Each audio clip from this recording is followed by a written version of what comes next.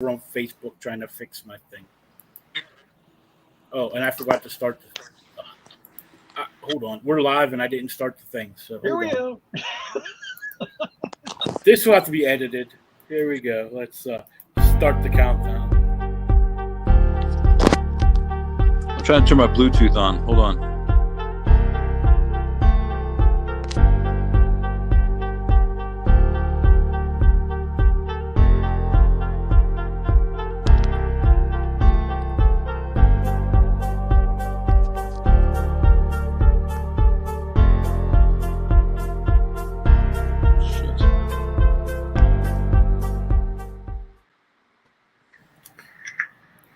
Where am I? Hold on. There we go. My computer was like freezing there for a second. It wouldn't let me do anything. But anyway, good evening, everybody. We're only a minute into the show, and we've already screwed up a whole minute. But welcome to the Comic Book Geeks podcast.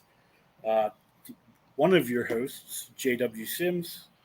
We also have Phil. Phil, you're gonna have to tell people their name because I totally forgot. My brain fried because I was trying to bring Specs on. It's okay, it happens.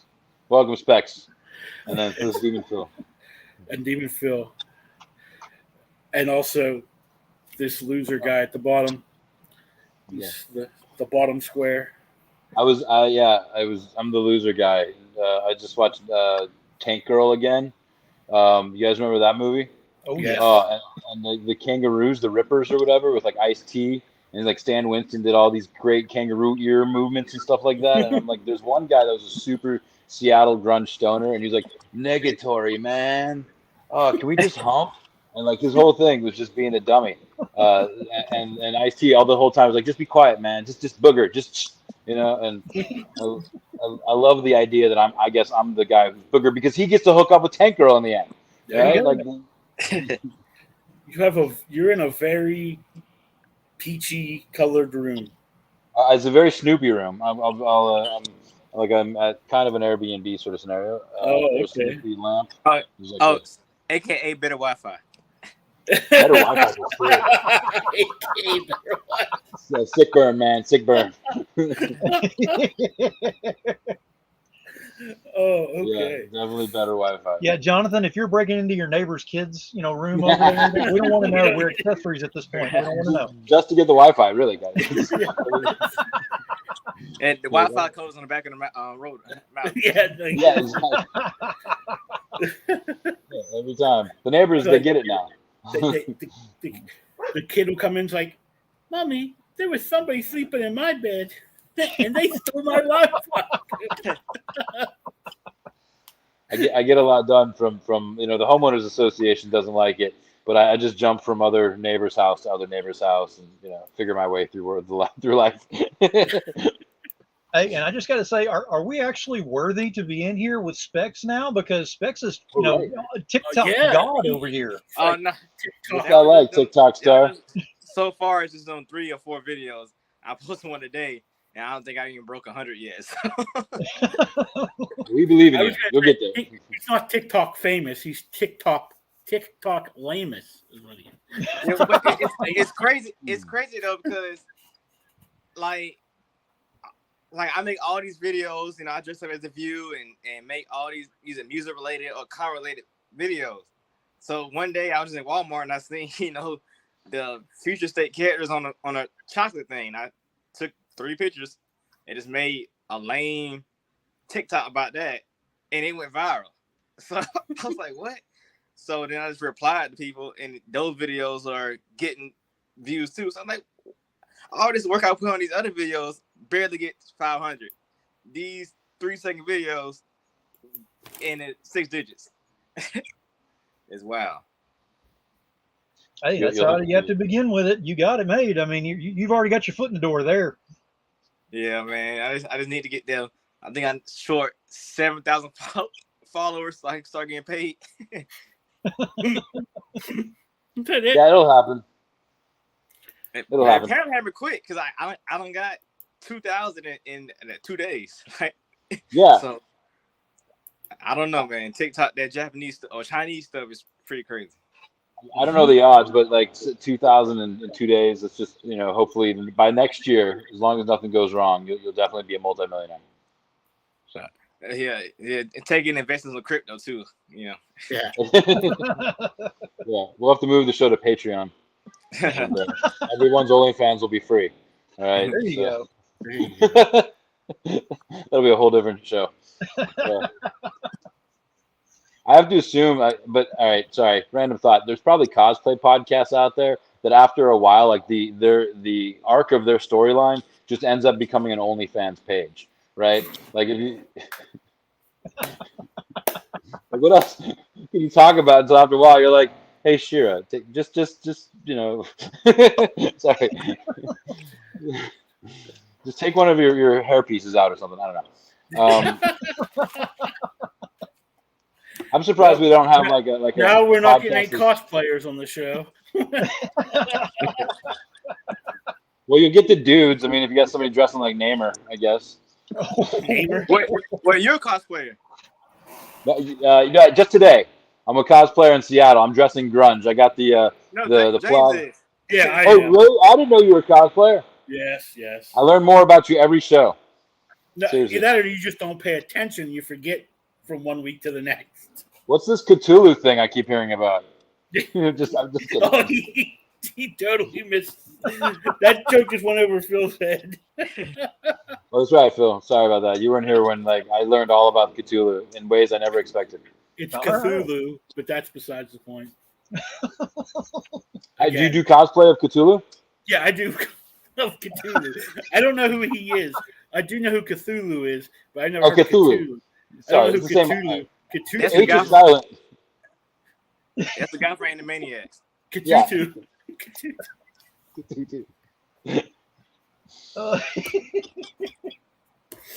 Well, I gotta know what you cosplay as because I'm just gonna imagine like the worst things, like you're Captain Marvel on the weekends or something.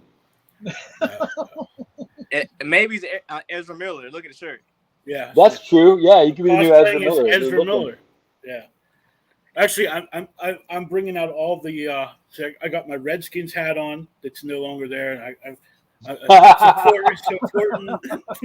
supporting the flag. It's commanders. You know. Well, Yeah, not this exactly. one. This No, is he's in Red- the alternate universe Flash. Yeah, Like he's shaking so fast. He's got a Redskins hat that'll never go away. You know. and it was like brand new. I found it at the Goodwill, and it was like brand new. So I was like, I'm buying this. I love that. That just sounds. Oh my god! I want to know the story behind that hat now. You know what I mean? Like that whole thing. Whoever brought it to Goodwill had to have like a moment, like a cathartic moment, where they're looking at like Commanders, the Redskins hat, and they're like, "I just bought this Redskins hat." Damn it! Well, Imagine me the guy who bought all the Washington football team stuff, and now it's gone. Yeah, Yeah. seriously. I wanted one of those Washington football team jerseys. Dang it! So generic. Yeah, it was like right on the nose. Like I always said they could have just kept the name Redskins and changed the emblem to a potato. there's a thought. Same colors. But they'd have to move to like a potato state. Like it'd be weird if it wasn't like Idaho. Well, but having Indians in Washington D.C. wasn't weird. Oh no, it's all bad. I'm just thinking like red potatoes is quite a leap to keep the Redskins stuff. They're like it's just too expensive. I would have done it just so I could have kept it. I like that. You know what? In fact, I think you could take on the moniker and just make it all about the potatoes and have like a whole new chain, like Applebee's. Or I would kept the Redskins and made it be. It's about Red's family. You know, Red's kin.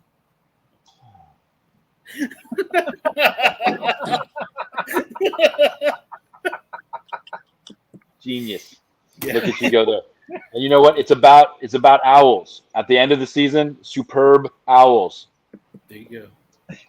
When I watch that final matchup, it's a superb owl. That's when I go to what's not Panera, Taika Waititi. what's the Italian place? Italian Olive Garden. Olive Garden. And they asked me, the waitress asked me if I wanted a super salad, and I said, I'd love a super salad. Now you get it. I'm with you right there. Then it goes into a cake. And she was like, no, I meant a salad or a soup. I was like, then why didn't you say that? Now you had me wanting a super salad. I don't even like salad, but I wanted a super salad. I want a super salad. Yeah, see? We should all just do this thing where like we plan in advance to have like the props that you were like wanting to pass like through the window like last time, the comic book, you know? Yeah. And then I can have it We like could right share here. the So all of a super sudden, salad. yeah. And I was like, thank you. All right. Well, I guess we should probably get onto the show. Now that we've Yeah, we have a guest tonight too, right? Did you want to like preview the? Well, yeah. Now, all right. But tonight on the show, not only are we going to make fun of each other and talk about comic books, but Braiden Cox will be back on the show. He has a book that's currently on Kickstarter, and my Kickstarter reset, so I can't even find the name of it.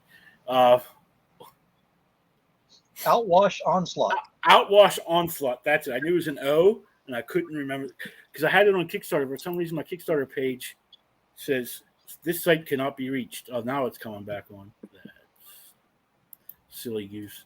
Anyways, but he'll be on to talk about that book.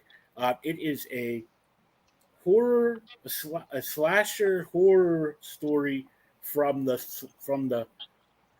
slasher's point of view.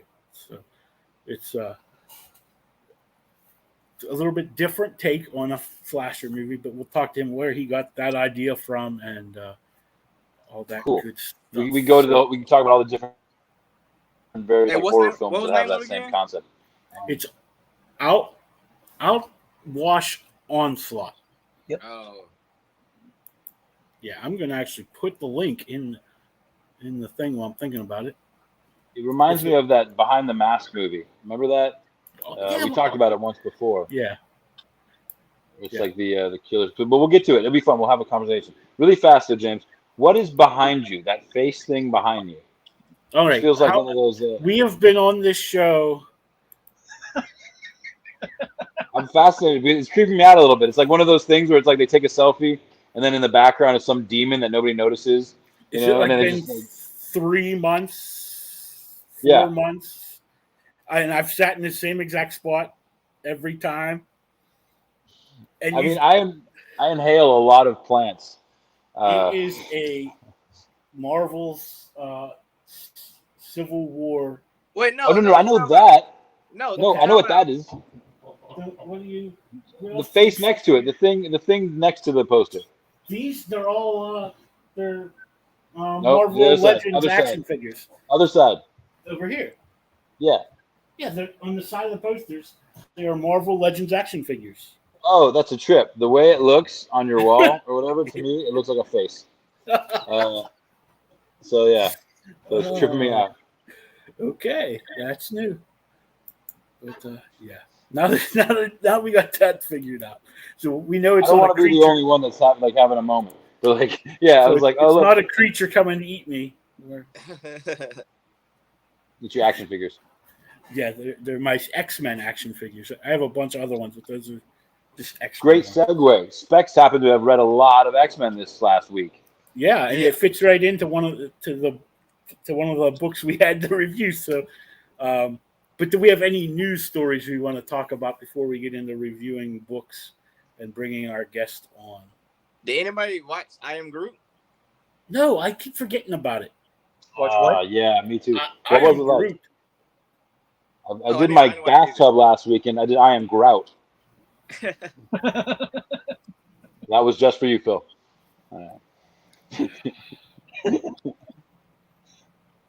What was it like, Specs? What was I Am Groot like? I didn't watch it either. From what I understand, isn't it like a kid's like cartoon? It's not like I don't know. I didn't watch it.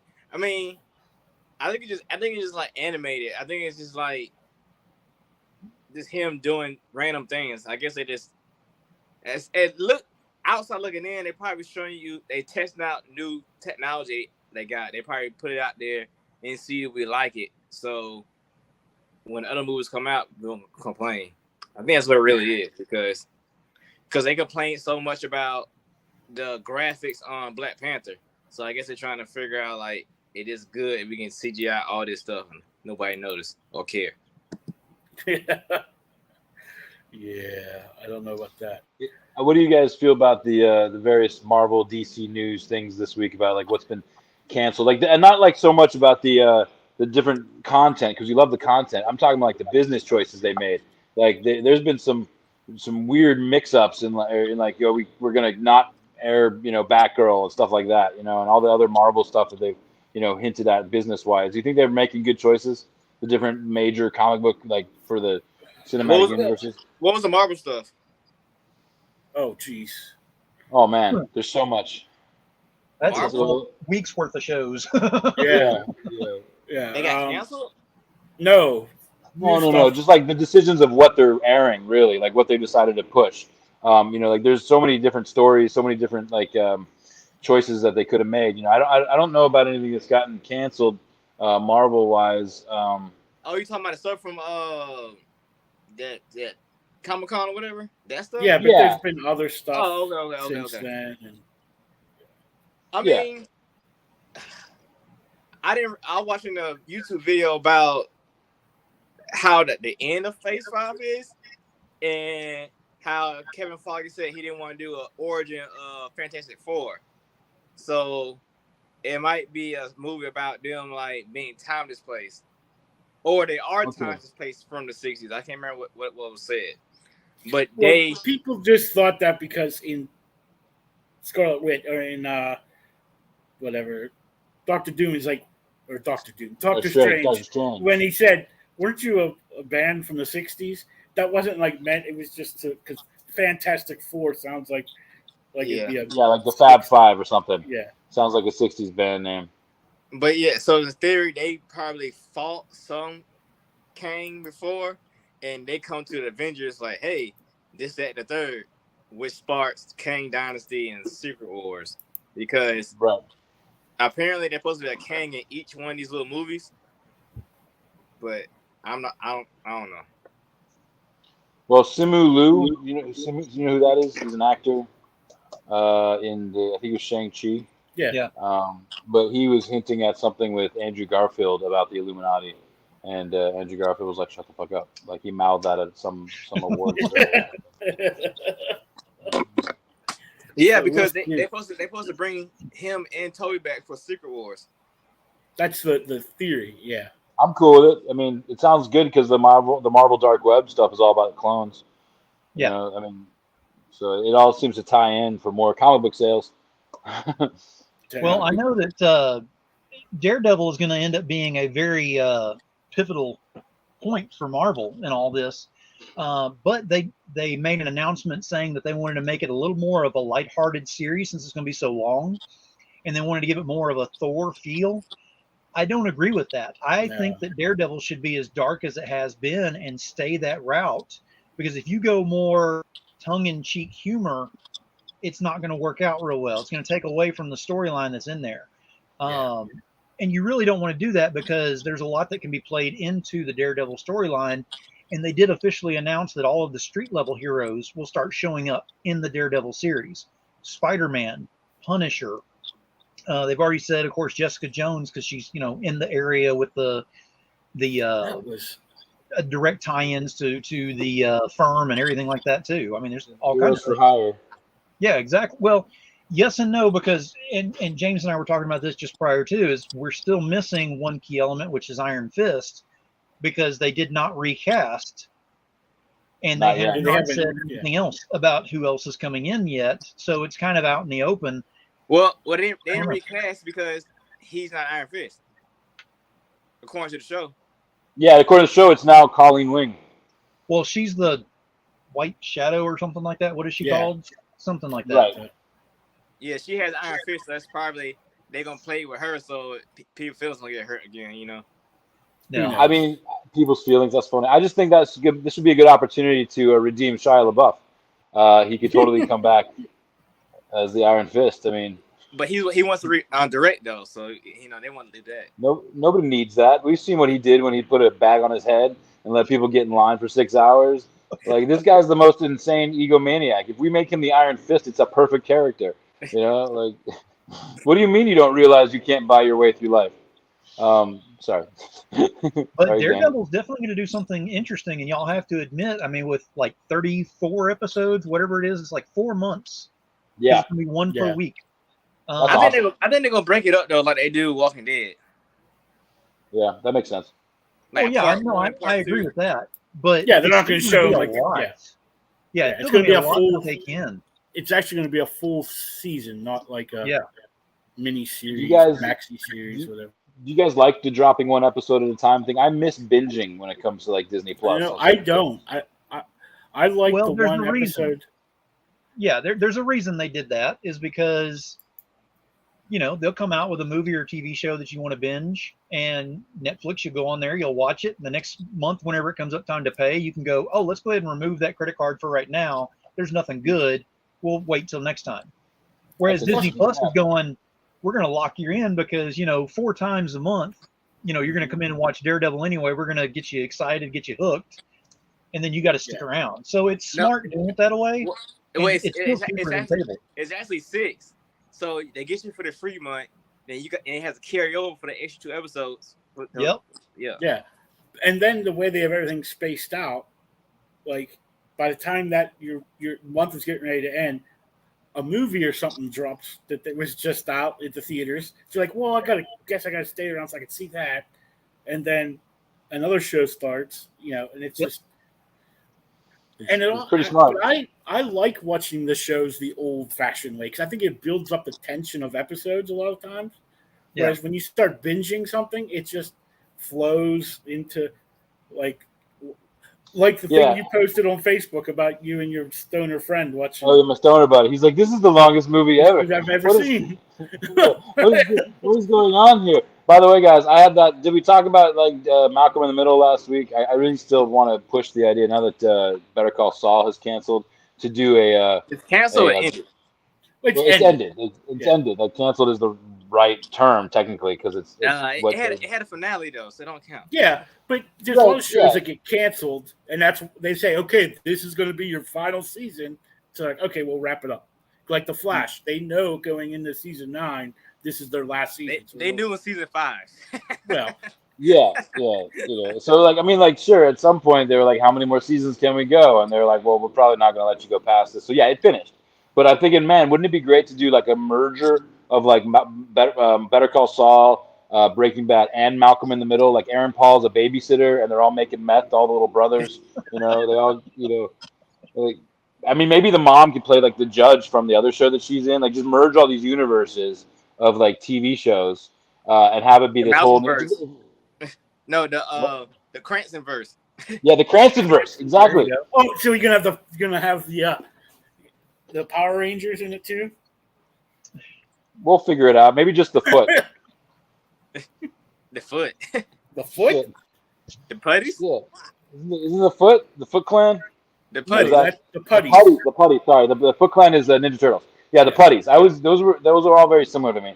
The putties, the Foot Clan, the hand. Like they're all just like nondescript like ninjas. The hand, the fist. No, I mean that just sounds dirty. I don't need to include the fist. But the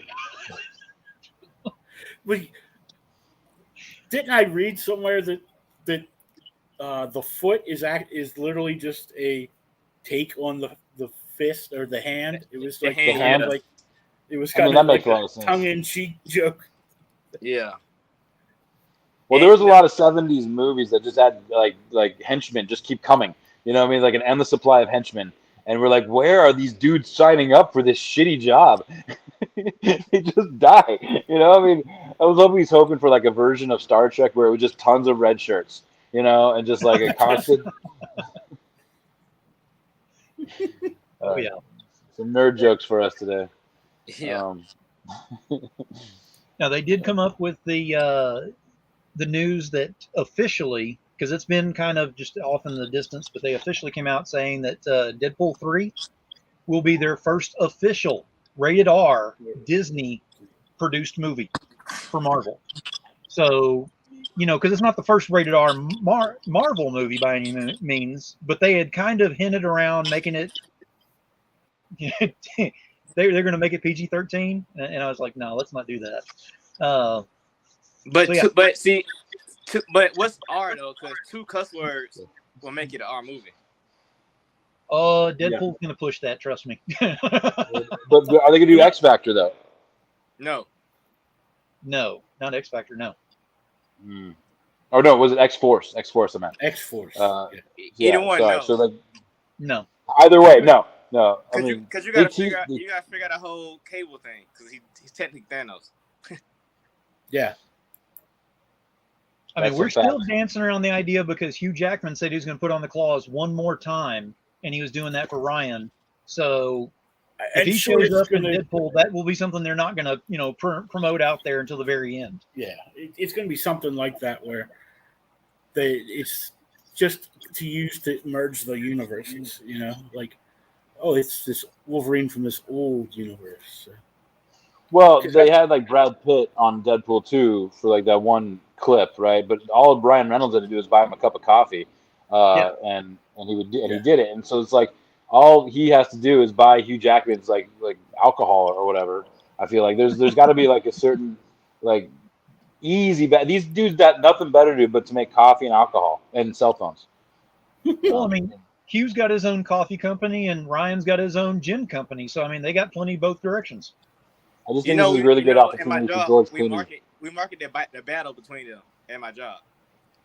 No way. We had Team Hugh and Team Ryan. But we didn't sell the liquor though, because no Sam's in Georgia sells liquor, so we just had the coffee. Yep. Oh, nice. I like that better than Team Edwards. We're definitely biased. Yeah. Trying to see. Oh, and one of the things coming out of this whole DC craziness is CW. They sold off CW. You can see that. Yep. Yeah. And I don't know what company. I'm trying to find it again because there was the company that bought it. Now, like the big thing is what's going to happen because the only show that was left on CW was the Superman show. The Sun. He dropped. The Sun left. Well, I heard that they recasting John, but the show itself, since like it's the only Warner Brothers show. You got Stargirl, you got that, and you have but Stargirl's actually on HBO Max. It's just they re-show it on CW. So, hey, quick question: Does Lucifer still have new episodes? Yeah, it's on Netflix. Yeah, it's on Netflix. So I think. Right, yeah, but is it the same production company? The whole Sandman universe is on Netflix. Yeah. Yeah. Oh, okay.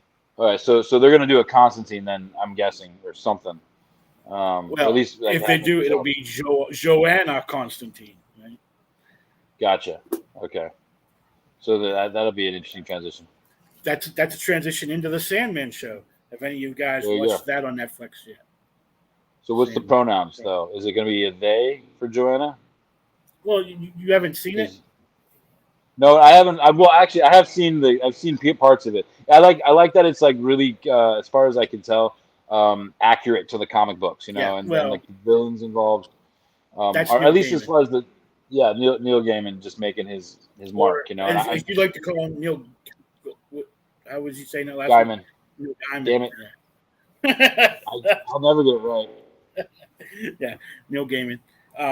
Because that's like a lesson that like creators could learn that it's okay to have your stuff be made into bigger things, but don't give somebody else control of it. Yeah, because that's like his baby. So anytime there's something like, oh, you want to make a show, fine, but everything has to go through me. Like it's my thing. But there's got to be a studio or a hit or miss because we don't want like a George Lucas on our hands. But George Lucas, if you watch that Icons thing, that Icons show that's on, I don't even know what network it's on. They're going through all the Star Wars movies like one by one and showing you how. Joss Whedon. Don't forget Joss Whedon. Joss Whedon. Yeah. I mean, like there's a good argument to have some oversight. Is all. If the director gets too far gone, the studio or the producers above can have a break glass in case of emergency director and just bring in James Gunn or Taika Waititi. Like there's like a list of backups, And people are like, dude, don't mess around, or they'll call Brett Ratner. If you guys screw this up too much, they'll call Brett Ratner just to make it worse. Okay, and we all know that they're okay with that, because then they'll just cancel it like Batgirl, and it'll be a tax write-down. Yeah. Or they'll just put it out, and then you'll have an X-Men 3 on your hand. How is it that they're okay with Bad Boys? Like those directors doing Bad Boys, but not Supergirl. I just think that they can just tweak it and have it called Superboys, and have like the same actresses, everything, and people will watch it. People will go out. I'm sorry, I'm playing with this idea because my friend was pitching to me that they don't cancel The Flash, but the guy is running around Hawaii being an asshole and like steals a family to his pot farm. They don't kick out Amber Heard, for shitting on Johnny Depp's bed. Yeah, they did. Yeah, they did. Yeah, they did. Well, they did, but not completely. I mean, they're thinking about replacing her with a dolphin. Oh, that would be great. I would love Old Flipper. Isn't it a little too late to like change it now? Like that movie's like ready to come out. That's just CGI. They did it with Sonic. Why not? Again, I'm going to give this great opportunity for Shia LaBeouf to return. You can sell more toys.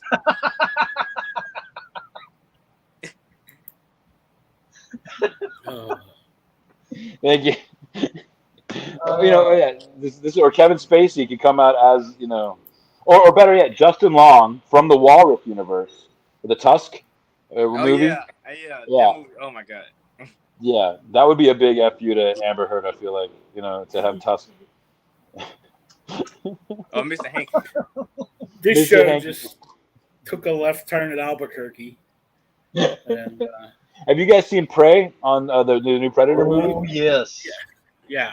I wanted to go along with one of the books we were reading this week.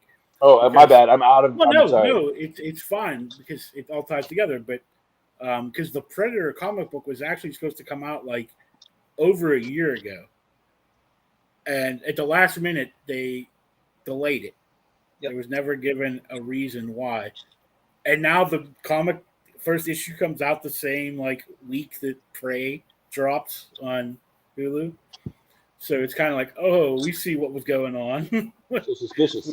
Disney. It's all Disney. It makes sense. Yeah. But it has nothing to do with the movie. Neither one of them have any similarities at all, except they both have Predator. Yeah. Yeah, it's just a guy with a sword or a spear. Yeah. Well, it was a girl, but right. Well, I mean, it's really debatable. Like, what was the original Predator? Do we really know? Oh, I meant the girl who was the. Oh, I thought we were talking about the sex of the Predator. Like, what gender is the Predator? I think it's still debatable. It depends on like if you're actually into all the extended universe stuff. You can tell which ones are males and females. All the ones in the movies so far have been males. Just put it that way. Oh my god, I feel like they'd have to go to the vet to find out. No. If you ever notice the kind of shirts they wear, kind of shows their chest. So you're judging like that, like all those women at those bodybuilding contests that look like the Predator. They would be male predators. Sorry. Okay. Well, I mean, we've had that debate. That's how it works. I'm just saying, like when the aliens and the Predators met, I always wanted like this weird like romantic comedy of like an alien and a Predator from two star-crossed, sort of family scenarios, and just what happens because the facial things on the Predator, and I'm sorry, I'm gonna stop there. Oh, like the tail from the alien. But, all right, so so what did you think of Prey? I loved it. I thought it was very well. I mean, it falls in line with what I'd expect from the Predator. I mean, because like the last movie, Predators, was so, in my opinion, like well done for like bringing me into like the universe again, and I think they kept up like with that attitude. How about you guys? Well, I am a diehard Predator. Like, I saw the first one when it came out when I was a kid. Like, I was really into Fangora when I was a kid. Like, so I would get Fangora every month. And I just remember before that movie come out in Fangora, they had the photos from it, and they showed the photo of Apollo Creed with his chest, like, his arm blown off, and he has the gun in the other hand. It's like, and I was like, that is badass. So that's always been like. So I've read all the, the Aliens versus Predator novels when those were coming out. And then of course once Dark Horse got the properties, all of their stuff. So I knew when the Predator book, the new comic come out, I had to watch it. So of course I was up like at whatever time, 1, 2 o'clock in the morning when it dropped, so I could watch it. So it was like, I gotta watch this. Brilliant. I love it. See, this is a good time to finally talk about that fan movie that I always show people of like Batman versus Joker versus Aliens versus Predator. Yep. You ever see? It's so well done. Bat in the Sun. Yeah, Bat in the Sun. Yeah, exactly. All of their movies are good, man. They put so much effort into it. Even that one shot of like Batman standing up in the cape. If you remember where, and I've never actually seen that redone in like even a Nolan film. Oh yeah, Bat in the Sun. White Dragon. Yeah. There you go. Yeah. Bring it back. Yeah. Shameless. I dig it. Have you saw it? Now look, there's my uneducation coming in. Have you watched Prey yet, Phil? Oh yeah, I definitely did. I've seen it actually a few times. First time was to watch it just for the fun experience, whatever. After that, I was just watching it just to kind of not take it apart, but just kind of see, different aspects of it that I may have missed. I had also read a lot of the reviews that had come out on it, and there was a lot of positive. There was a lot of negative. And I just want to say right now that there was a lot of them that were saying it was so unbelievable because a team of military operatives with Arnold Schwarzenegger and everything couldn't make it out of there. Arnold was the only one that made it out of there. Spoiler alert, because if you haven't seen the original Predator, that's go back to the 80s. That's where it happens. I'm sorry. We've had enough time on that one. Yeah, that one should be canon. But, it happened that way. Whereas this one, no military, no weapons of that nature and everything, and yet they were able to stand toe-to-toe with this thing.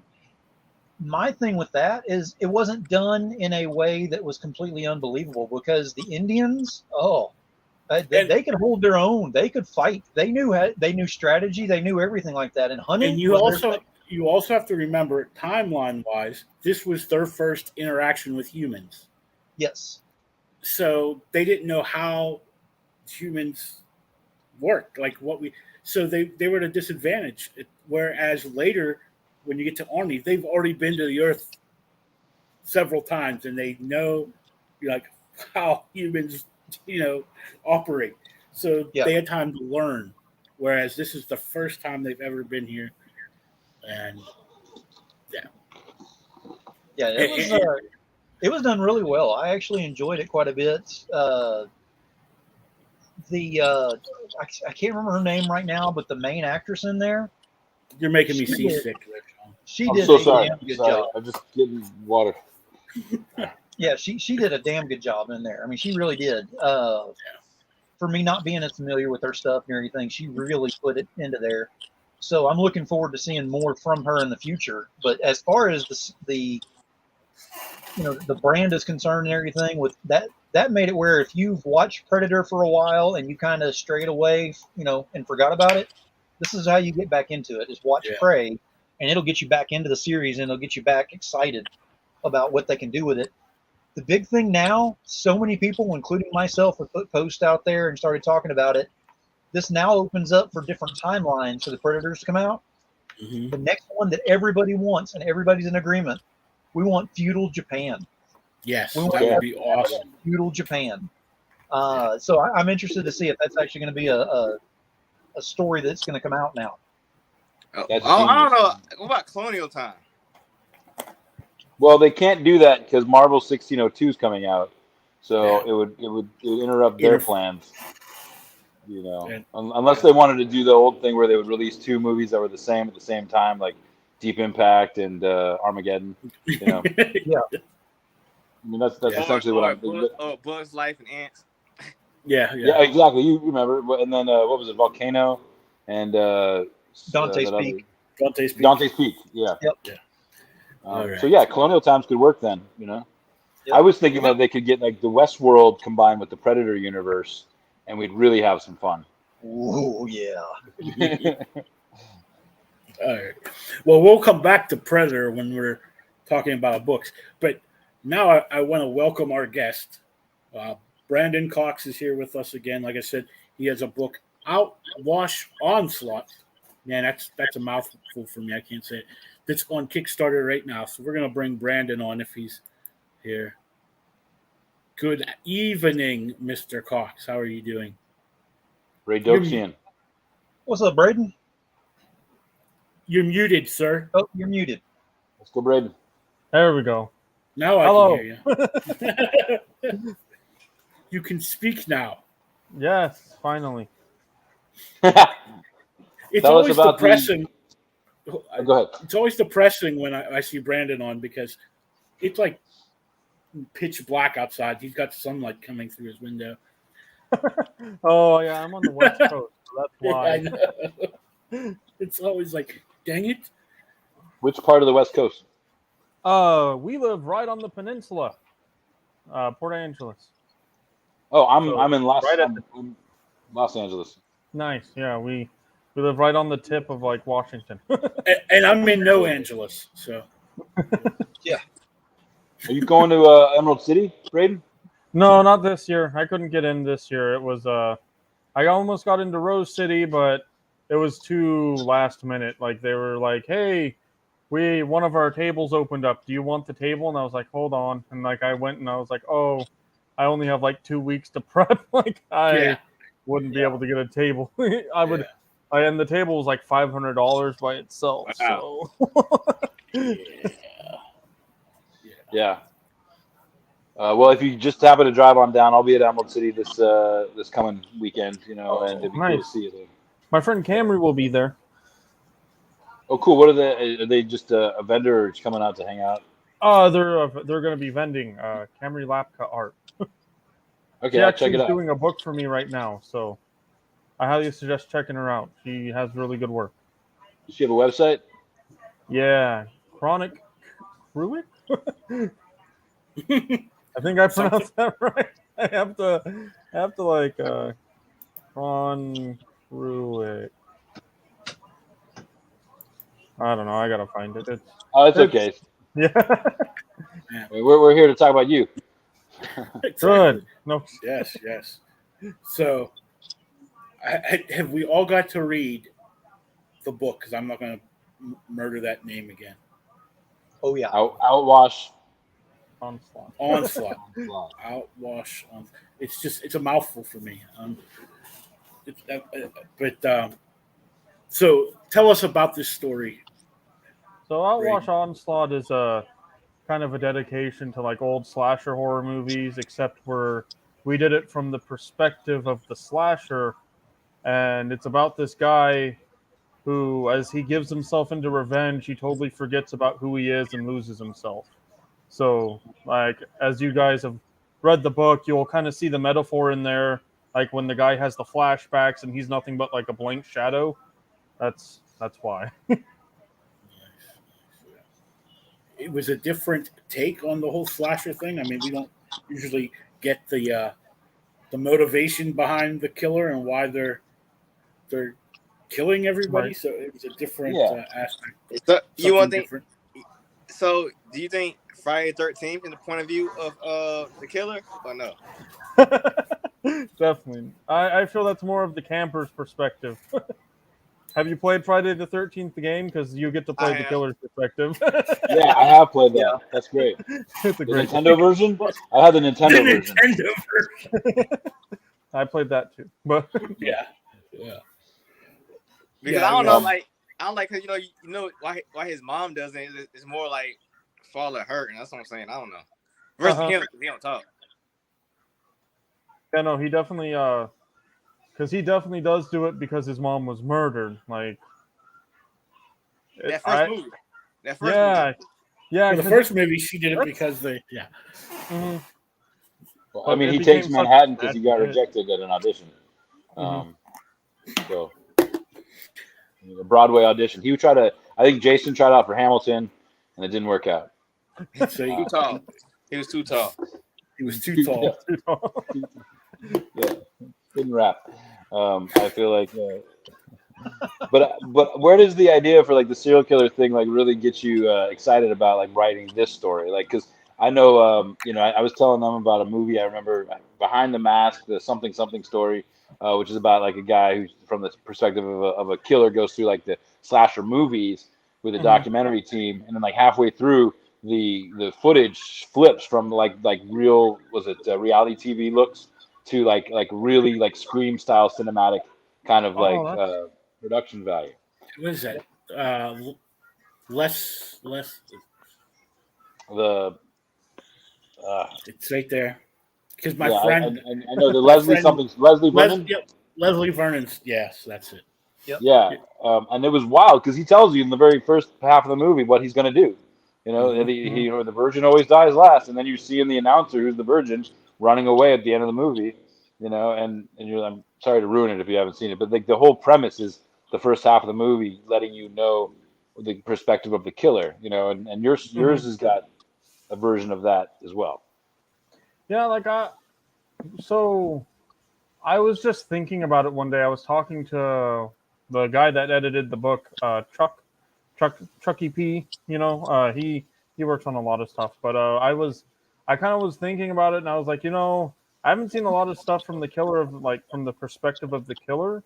It'd be really cool to do something like this because Outwash Onslaught was originally a 4-part miniseries. And like after Chuck went through it, he's like, dude, there's like so much unnecessary stuff happening in all 4 of these books that you could combine it into one. And so like I was like, oh, okay. And I was like, but how am I going to do that? And I was like, what if I do it from the perspective of the killer? And I was like, that would be totally doable because instead of following like the characters you're not going to be attached to, you're going to be following the guy who's killing everyone. And like as you read the book, you realize that he doesn't really want to do this, but then he doesn't honestly have the choice. He's kind of made a darker deal that he has to follow through with. That also reminds me of Dale and was it Tucker and Dale versus Evil? Oh, dude, I love the comedy, the dark comedy movies. I really love, like Tucker and Dale versus Evil, and then Shaun of the Dead. Those are. Like, why did you fall into that wood chipper? I didn't mean to have you do that. Why are you running away from me? What is happening here? I don't want any of this to happen. Well, officer, we've had a doozy of a day.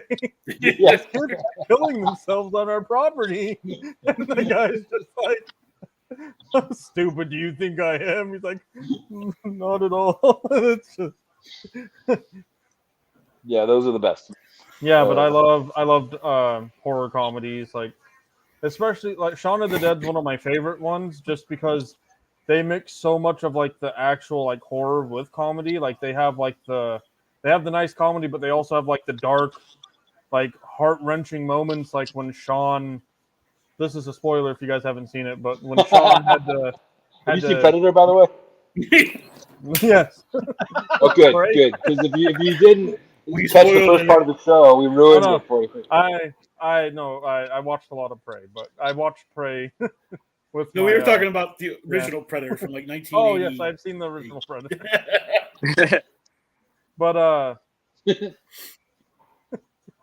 that part where Sean is like, oh, like he finds out his mom got bit and she was hiding it from him because, she didn't want to worry him, and then he has to put her down because, and there's like just that such like heart-wrenching moment, even though they mix a little bit of comedy in there, but it's like, so like, this is how you truly do like horror comedy, Mm-hmm.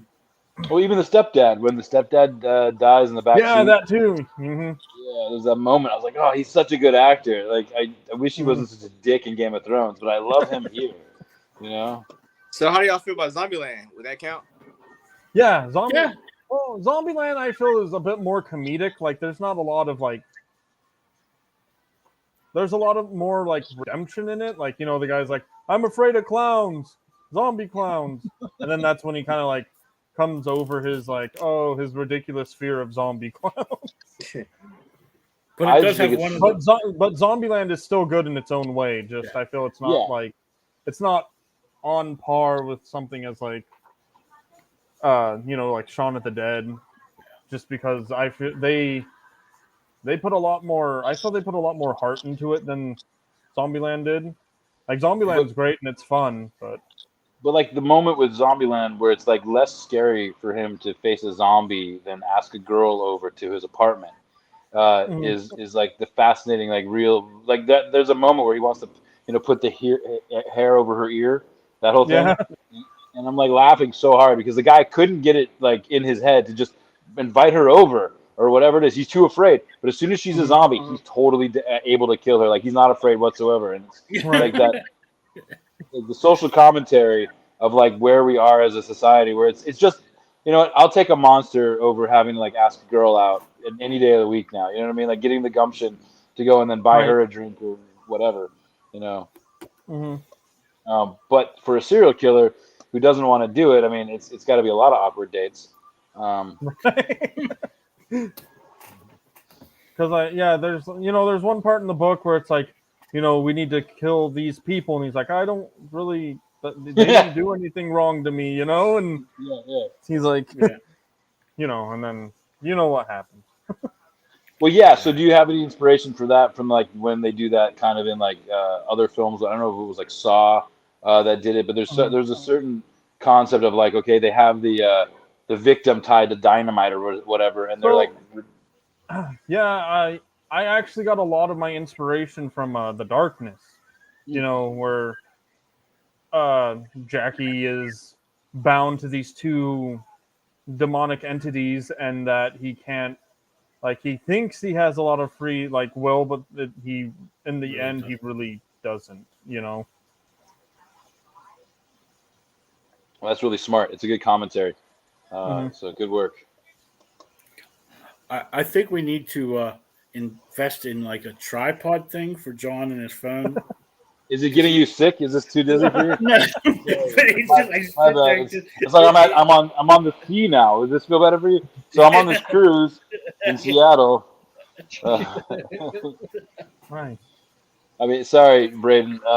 We didn't mean to. I'm going to Emerald City tomorrow, and so like I'm like from basically like an Airbnb kind of scenario. Yeah, he's okay. So he's in Charles Schultz's bedroom right now. Yes. Yeah, there's a.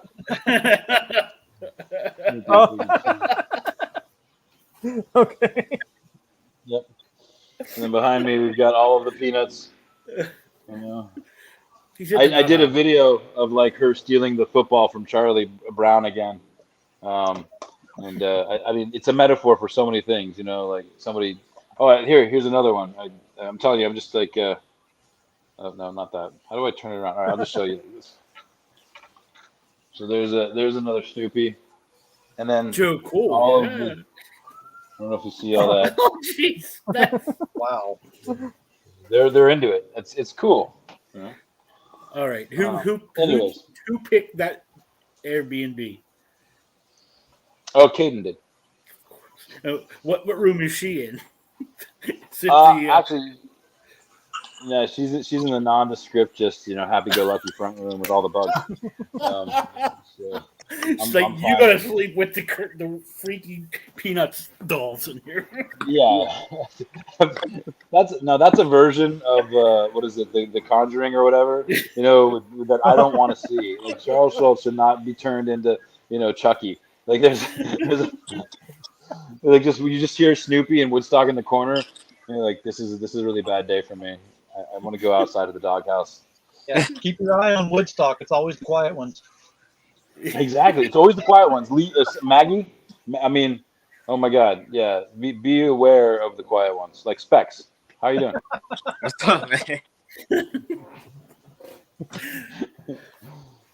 Just checking on you. We're talking about the silent but deadly killers that could be forced to do things against their will, which will be the sequel for Braiden's book, Outwash Onslaught. But of course, so at the end, it leaves it open. Why does everyone want sequels to these one shots I'm writing? That's because you leave it open ended. Good. I think that happened last time too, right? Yeah. Yeah. Yeah. Yeah, it was nobody leaves it open for a sequel. Exactly. And we already named it. We already named it. We already have the name for the second one. Yep. There we go. And plus, you got all that extra stuff you didn't put in there. You can, Yeah. I would say feel free to use the Snoopy ideas as maybe a sort of a crazy serial killer concept, but I don't think they would let you with the brand. Hey, if someone can make that Winnie the Pooh slasher movie, and I'll get. Oh yeah, I come don't out? think Peanuts is public domain yet. Yeah. Did it come out? Yeah. Oh, I don't know if I mean, it's but out yet. if it's parody though, like Robot Chicken, you might be okay. Mhm. You know what I mean? Oh yeah, I remember that Peanuts Snuggles one? That was South Park terrible. episode. Yeah. Oh no, He's all grown up. Oh my god. No, when Snoopy's killing everybody. I haven't. I've got to go back and watch that one. No, I remember there was an episode of like Robot Chicken where like Charlie Brown's all grown up and he's been bald the whole time, but now he's got more tattoos. And like the yellow, the thing across his chest was a tattoo the whole time. But now I got to watch the South Park about Snoopy killing everybody. So why don't you do sequels? It was a South Park parody of Mad TV. That's what it was. Oh, there you go. Well, it's not that I don't do sequels, because I do have books that will have sequels, but these, I had a bunch of horror one-shot comics that I had written that I decided to put into production, and these are two of them. I have a few more, but it's just, I was waiting to see how well these did, and seeing how well they did, I'm probably going to have to write a nobody sequel at least. Well, are the universes the same? They could be. The Brandon verse. Yeah. Now you've already got It Was Nobody. You've got Outwash Onslaught and Sever. And I noticed at the end of this thing, whenever we were reading everything, it shows some of the coming soon that's coming out. Mm-hmm. Those are some interesting titles that'll be coming out as well. Can you talk about anything that you're planning on working on, or are you still keeping that a secret? Oh, yeah. So, My Grandmother is a Demon Slayer and Blade of the Undying are going to be... So, My Grandmother is a Demon Slayer is actually the Camry Lapka's the artist for that. So, if you see her at Emerald City, go say hi to her. Yeah. But it's about this girl who finds out that her family has this deep, dark secret, and her mom just wanted them to live a normal life, and she finds out that they come from a line of demon hunters on her coming-of-age birthday, which is her 16th birthday, which is also on Halloween. And then this demon invades their house, kills her family, and then she has to live with a new disability. She loses her dominant arm. So she has to, there's a scene in there that I'll talk about, and it's like she can't even do like a simple thing like signing her name, and like when she signs her name with her left hand, she like just starts break down and crying just because, it's just something that she had been able to do for so long, she can't do anymore, and it's just her learning to live with this while becoming a demon slayer. So the demon slayer part of it has superpowers of some sort? Yeah, so in the universe, what happens is that when you come of age, you're supposed to hunt your first demon, but since her mom didn't want that life for her kids, what happens is that this demon invades because he's trying to get rid of the last demon slayers, but the girl ends up killing him, and so therefore she completed her thing, and she takes the demon, she pretty much absorbs the demon into her body. That's brilliant. And that's where she gets all of her stuff. I think you've created the first normal character, a superpowered being with on disability. So it just cancels itself out. Yeah, it's really I try to throw a lot of heart into a little bit of heart into my stories, characters having to overcome a new obstacle or dealing with something like Sever was based behind the idea what if your lover or best friend died and then just showed up at your house 3 years later. Yeah, that was that would definitely be a little odd. Yeah, and so the whole story is based kind of around that idea of Ellipsis's girlfriend who passed away shows up at her house 3 years after they had their funeral and stuff, and it just gets all sorts of crazy. And then nobody, you know, it deals with like children Child talking abuse. about, yeah, it deals with child abuse and. Wait, let's go back a quick second. Yes. So Sever is about a crazy ex-girlfriend? No. Not a crazy She comes back 3 years after dying? Yeah, there's after like a whole... being declared dead, and then you find out that she's actually hunting down a powerful necromancer cult. Oh, that brought her back. That's a hard right. Well, you don't know that. You don't know. You don't know if she's brought back or why she's hunting them quite yet. But you know that she's looking for them. Or if she was never dead to begin with.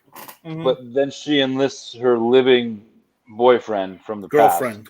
past. Girlfriend. So okay, so it's a lesbian relationship. Okay. Mm-hmm. So then they go out to go find the necromancers. Yeah. Well, she goes out to find them. Ellipsis doesn't know what her agenda is for being back, other than that she's back. So no one knows what her agenda is. do you have the zombie conversation in the story? Sometimes, yeah. Yes, eventually I will. Yeah, okay, yeah, because that would be like, you're technically not. Do I have to shoot you in the head later? How does this work? Do I need to get sharp objects nearby in case you get hungry? What, right. You know, like how does, you know? So that's all good stuff. And then finally, the last one you mentioned was about abuse of some sort. Yeah, so It Was Nobody is based on. So growing up, we did a lot of foster care, and we would hear these horrible stories about like the kids we would take in. Like we would always take like smaller kids too, so like, you know, the babies, like all the kids that no one wanted to deal with because babies are hard.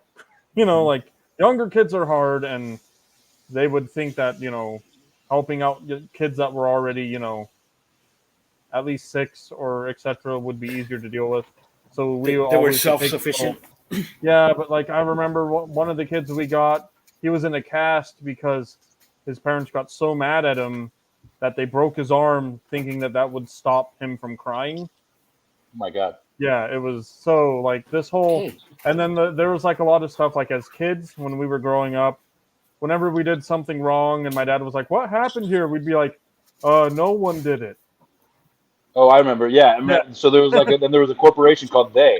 They did it. What does THEY stand for? I don't know. Yeah, but you know, and so like it was like no, it's like, man, this no one owes me a lot of money for breaking this rail to the stairs, and you know, and so I kind of merged the ideas together about this. So the story is about this entity called Nobody who manifests himself when children are in dire need of help, and he becomes their guardian. Can I give you a joke that you can put in the next issue of this book? All right. Did you know that you could drop a baby who's up to 3 days old at a fire station? That's way too young to be a firefighter. I mean, I'm just saying, there's a solution for the abortion problem, and that's socialism with police and fire and emergency services. Sorry, you gotta have the kid. Give them a future. Hey, have you read Promised Neverland? I have not. Well, it's a manga, but it's about I love manga. it's about this orphanage that raises kids to feed to aliens or demons, you know. Orphans get dropped off there and they train them to fight demons. No fight. They feed them to the demons. Oh, they feed them to the demons. I thought you said to defeat demons. So the smarter and older or smarter and it's some kind of weird ratio. It makes the kids taste better. So they try to teach kids all the stuff needed. Yeah. All right, so that's the bad part of it. Where's the heroic? They escape. Well, one batch of kids escapes, but you know, it's pretty dark. I mean, do they call them a batch? I do like a lot of dark manga. Like I read a lot of Berserk. Just don't watch the anime. Anime just kills the story, but the manga's pretty good. Yeah, but I read a lot of Berserk, and that touches on a lot of really bad stuff too. And that's actually like I love the dark fantasy of it and everything, and all the stuff that people have dealt with, like in there. Like you deal with like the main character who's a dude. Like they work in mercenary groups, you know, and the guy's name is Guts, and so like he deals with like fighting for this mercenary company, and the leader of it like is his stepdad, and so he goes through and does mercenary work, but then his dad gets so resentful of him because his mother died birthing him or something that he ends up selling his stepson as a sex toy to the other male mercenaries, and yeah, dude, it deals with a lot of like really heavy stuff. Because the guy couldn't get laid anymore. He sold his son as a sex toy. Yeah, dude, it's brutal. It's really good. It's really good. But it sounds brutal. It's not finished. Yeah, it's no. So that's just part of it. Like that's just one of the dilemmas the main character deals with. But it's all about like killing demons and slaying demons and trying to stop the apostles, which are like these demon overlords trying to take over the world. It gets really good. Have you heard of Harriet Tubman, Demon Slayer?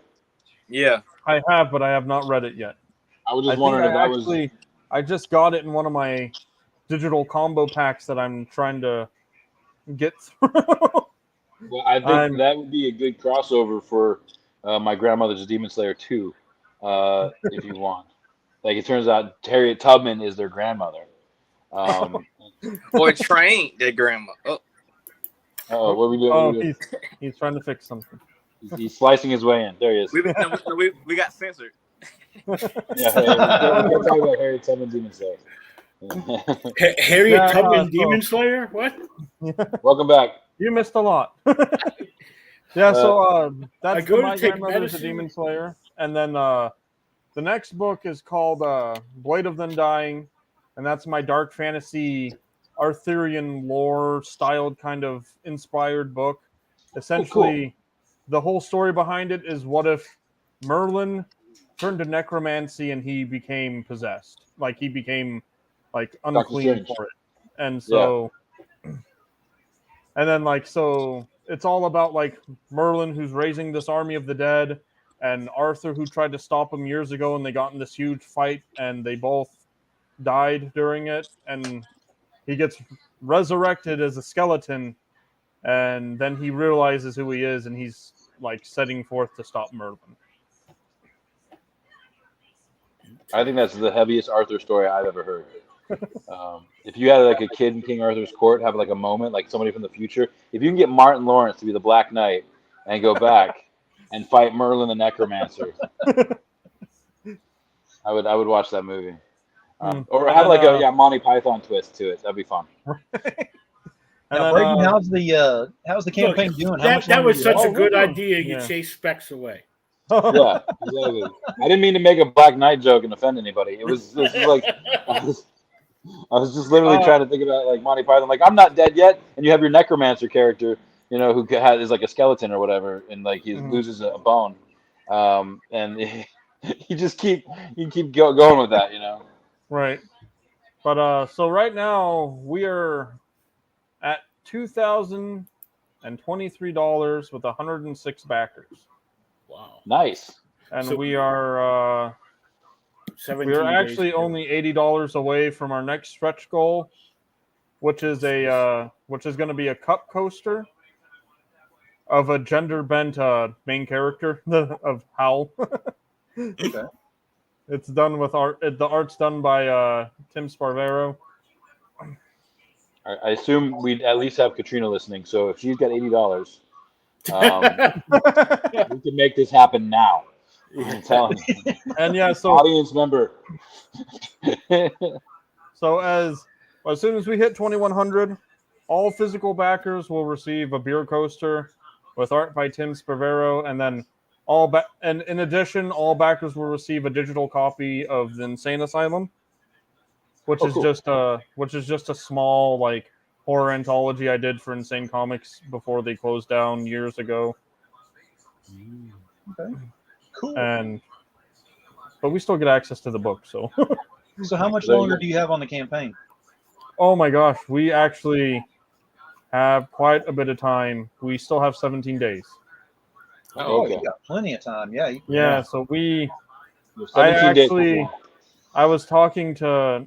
I forgot. Chuck. I was talking to Chuck again the other day, and I was like, I don't know what I'm going to do because we funded a lot faster than I thought, and I haven't even thought of stretch goals because I thought that we were going to be a while.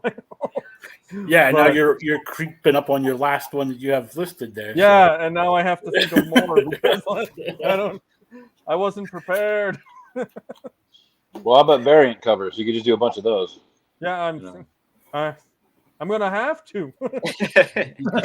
But if anyone's listening, we still have lots of cool stuff.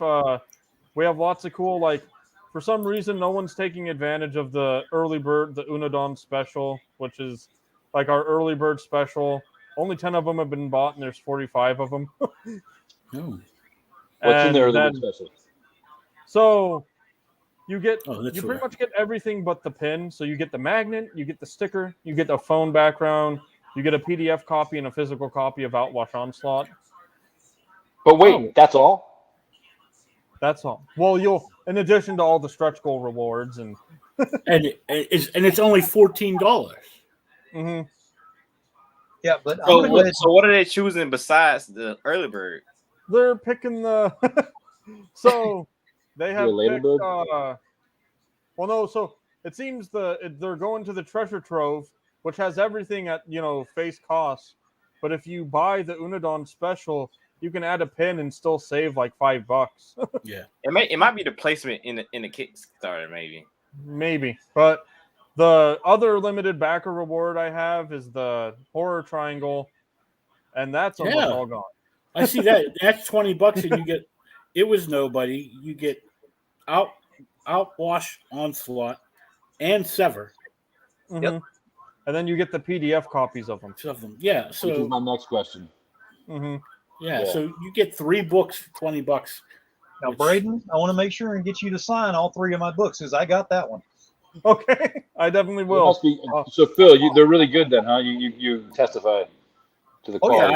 I have Let's put them it this as way. well. Let's put it this way. We get PDFs and get to read these things prior to and everything, but I still want physical copies of my own because I enjoy them so much. So I'm just telling everybody who is listening out there and who will be listening later on, these books are worth it. They have value to them. They have something that is a little bit different than other books that are out there. And that's what you look for in campaigns, is something that's a little extra that you don't see coming, that you don't expect. And that's what this has. So definitely get involved in what's going on there. And if you haven't gotten any of his stuff prior to, those 3 books, I mean, that's a value right there. $20 to get all 3 Yeah. books. Are they in And you stores? get PDFs as well. I mean, you can't beat that.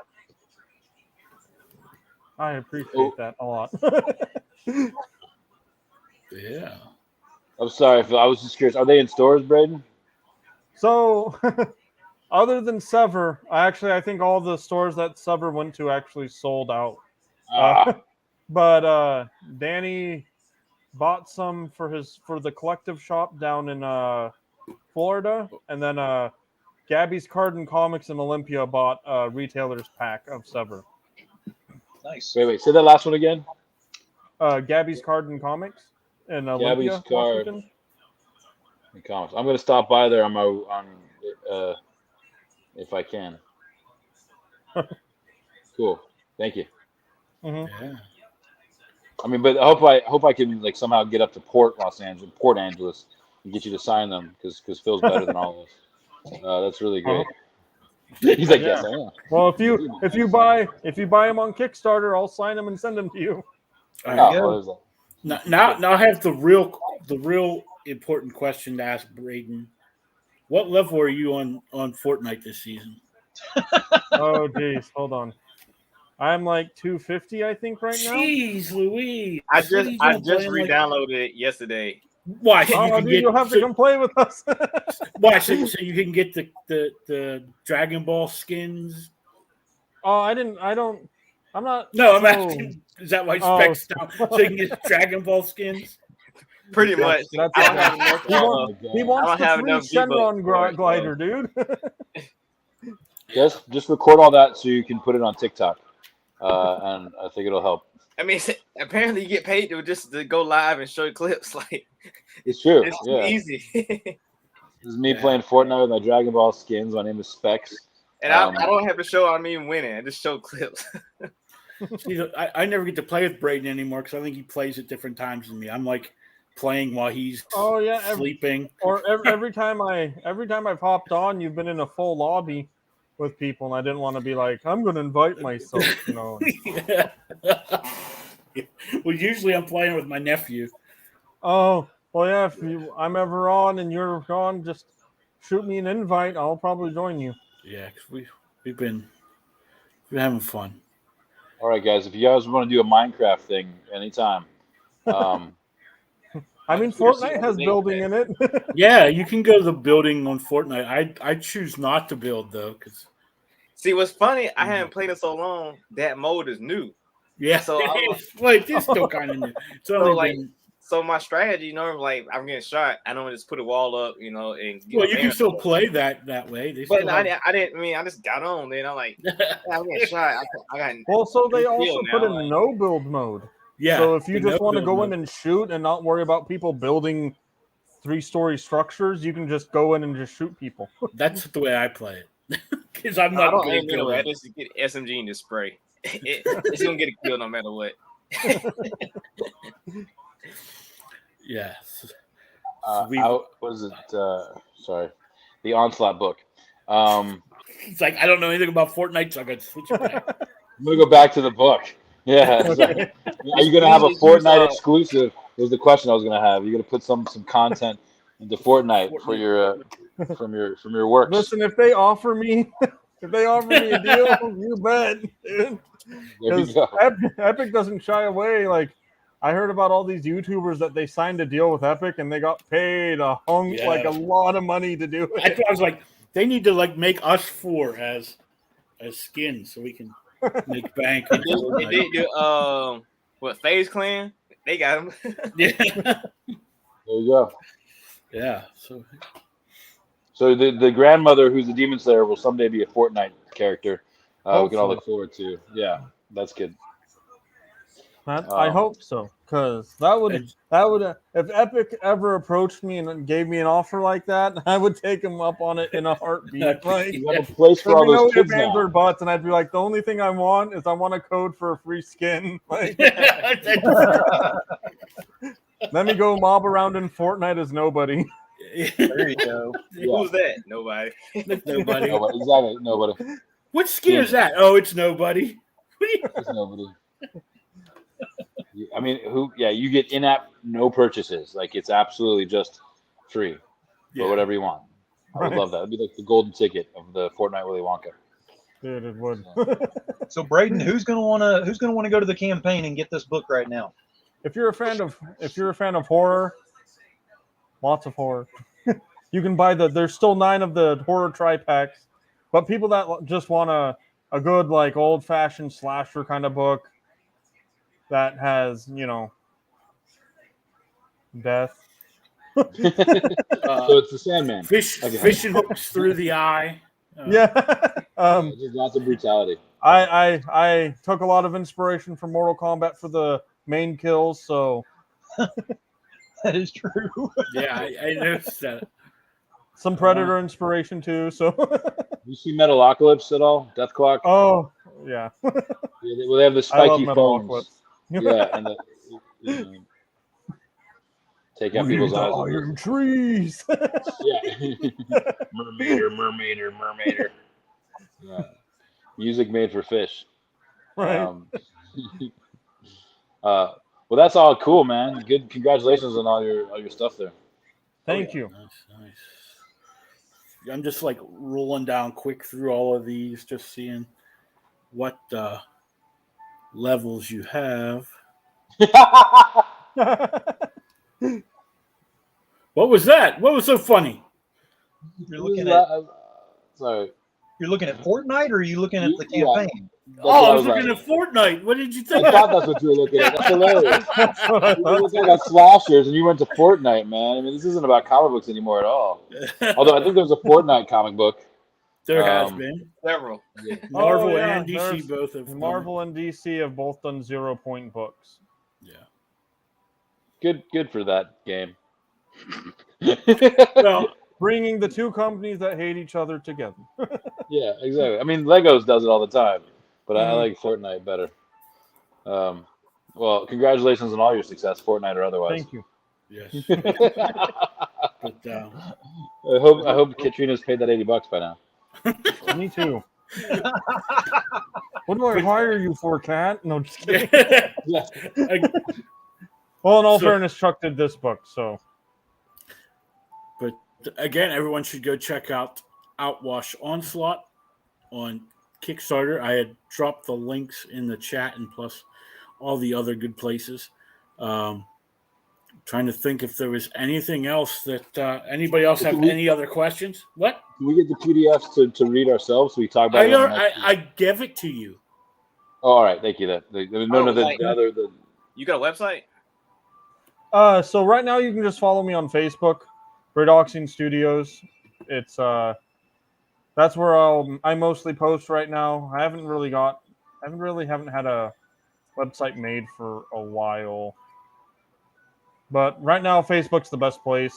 You can also follow me on Instagram and Twitter at Braidoxian, where I will also continue to post stuff. But Facebook is the best place right now. Okay. And I'm still trying to get a store set up. I just don't know who I want to go through because there's a lot of different options. Like I looked at Gumroad and I looked at a few other places. I guess Etsy's always a good place too. But I'm trying to get stock in right now. Like this is what this whole year is going to be. Me just doing Kickstarters, getting books so I can do shows and finally set up a storefront. Smart idea. Which streaming service would you prefer? Option your stuff. Oh, I don't know. That's hard. Well, before like the last, cool. Yeah, HBO would be cool because I would like a dark, brooding, like kind of like an animated kind of thing. Like they did for like all the Mortal Kombat show, like cartoons that Warner Brothers took over. I did, but it's been a little bit. But I watched the Scorpion one, the Rise of Scorpion. Is that what it was called? Yeah. Yep. And that one was really freaking cool. Yeah, Kenshin's a new one. Oh, what? That's sick. Yes, yeah. He's a new one. That's awesome. I totally watched an animated film about Kenshi. All right. Well, we won't hold you any longer, Brandon. I know you had some other thanks for having me, guys. places to go. You're welcome, and like I said, obviously you're welcome. You're our first two-timer on the show, so yeah. There's a lot more people here this time than there was last time. Yes. When you get to 7 returns, we'll get you a jacket. Okay, cool. I'll work on there. I'll get there. I still have at least 2 more books. At least there you go. This year, right? Yes. Maybe I'll see you next year at Emerald City. That would be cool. I've been trying for the last 5 years to get in there, but still nothing. Nobody. They're hard. Yeah. It's like trying to get in New York, right? Mm-hmm. But Jonathan will be up here. Thanks for having me. I appreciate everything. Yeah, well, thank you for And if you guys like weird horror books, please check me out. Absolutely. Yes. All right, Braiden, thanks. Have a good night, guys. Bye. And that was Braiden Cox with his newest book, Outwash Onslaught. It's on Kickstarter for the next 17 days. If I could do the math, I guess that would be the 20. I'd say the 34th, but that's not a date. September 3rd. It's not a thing. Yeah, the 34th. I'm going to donate on the 34th. I'm so sorry. I wanted to get the Kickstarter. Yeah, it never ends.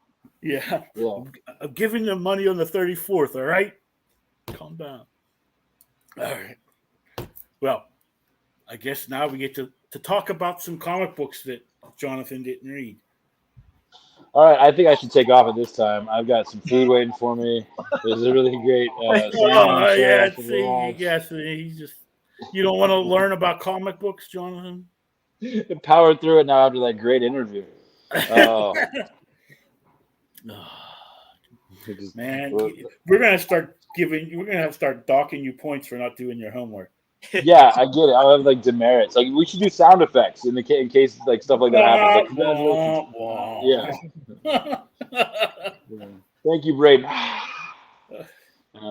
Yeah. But I mean, we're boring specs. I'm sorry. Hey, He's like, just get to the books already. Yeah, I want to talk about mutants, man. Yeah. Well, we can start with like one of the books I read this week in there was Acts number 2, which is the Avengers X-Men Eternals book crossover. I don't know if anyone else had read that yet, but I quickly learned.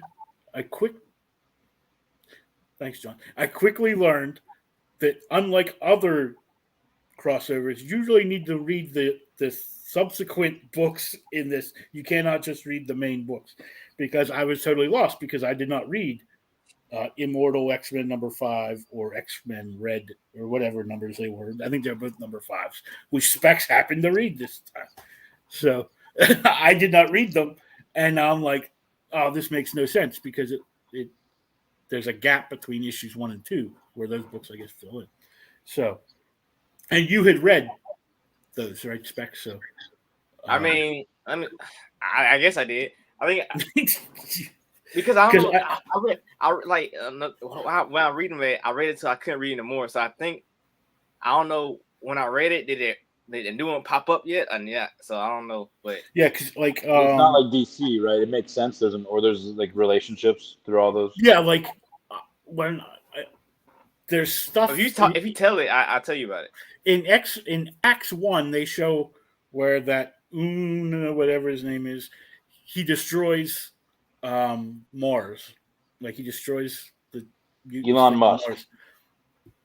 So then, when you go to read X-Men Red, they actually show that attack on Mars.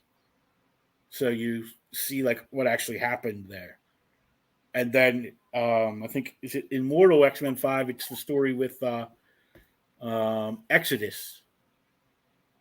So then it fills in because when Acts 2 starts, they're in the middle of fighting these giant eternal like demon things, and you're like, where did these guys come from? Which it takes place in that book. So it's you really need to actually follow the list in the back of the book and actually read those subsequent issues and not just try to read the main story, or you're going to be totally lost. So there was that. But one of our group books this week was Absolution number 2. And that's from Peter Milligan and Mike Diodato. That's the story of, I should have wrote her name down, but it's in a future where once you get convicted of a crime or something, you have to go through what's called absolution, which is you have to, in this case, she's murdering people she's a former assassin, so she's assassinating people, and it's all televised live on the internet, and her approval rating will decide whether she lives or dies at the end. So well, I couldn't figure out in this book, is she getting paid for these hits or not? No. It's just all on absolution. She's been found guilty because she was an assassin, and the only way she can survive is she does these hits yeah, and if she gets a high enough approval rating, then the audience will basically say that she gets her freedom through absolution. She's made amends. Do you think what happened at the end? Think that was a setup or not? The end of the second book? Yeah, no, because I think the whole point of that is when that girl keeps trying to talk to her through her chat. No, not that one. How them people came at the end saying, "Oh, these people was that, these people was that." Right. And the score dropped. Right. You know, the setup. Well, it's a slight on society. I mean, look at it that way, because so many people were like, well, something evil happened, on TV. They showed the yeah, that's kind of what it was supposed to be like. Yeah, exactly, like cops beating up on somebody or something like that, and then all of a sudden they, the media twisted around real quick to give it a whole different story, just to create more drama off of it. See, drama right there. So create more of that right there, so that more people will watch, and that's what that's all about. With that is she'll lose absolution points, but they'll have more people watching because they want to see what choices she makes next time. Yeah. So it's just a matter of they're the puppeteers pulling the strings, and she has no control. Yeah, and that's like there is an audience watching. Yeah. Sounds like Nerve. Yeah, Remember that movie Nerve? Yeah. Yes, it is very much like that. Well, just like Gamer. Gamer, she has this like running, like it's all on a feed. I don't know. Yeah, and people The live stream. can get in the chat and live, so she can see all this happening, like what people are saying, and I love how they run the little ads, just like if you've ever been in like those chat rooms where every once in a while, like that the ad will come in through the chat, or whenever she gets to take those 15-minute breaks, how like the admin will come in and say, is on a 15-minute break, whatever. Oh, that's great. It's neat. But yeah, if she's not back in that 15 minutes, though, the bombs will kill her. So she can only take these 15-minute breaks. So like in this issue, after she's on the one hit, she wants to come and like get her clothes changed and everything, and kind of heal some wounds. 15 minutes to do anything. Yeah, and all the guys were like that they wanted to see her boobs, like they wanted, like that's all as it would be, that's all they're, and then you have the trolls and stuff that keep telling her she should just kill herself and all this. So she must not pay attention to the comments. Which reminds me, if anybody's watching, feel free to comment. We're happy to like talk about that. I will do stunts. Like if you do truth or dare or something via comments. No. Don't do that. Don't. No. Like, I'm willing I'll try anything twice. Go ask Chuck. But Phil's like, no, I didn't get my name Demon for no reason. This name here was the last time we did a comment game, I guess. Specs was originally Goggles, and we had to change the name. I actually had a name, and they took it all away and left me with letters.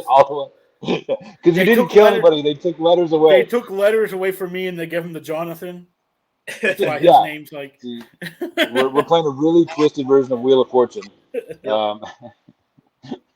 Vanna White is your like Charlie's Angels, right? Or Bosley, and you're like you got to get the questions right, or you got to murder somebody, and we got people watching. I'm writing my own comic book right here about Absolution. I'm running with it. But as I'm reading Absolution, it really gives me that like Running Man kind of vibes. A little bit of the Hunger Games, because how it's like Hunger Games.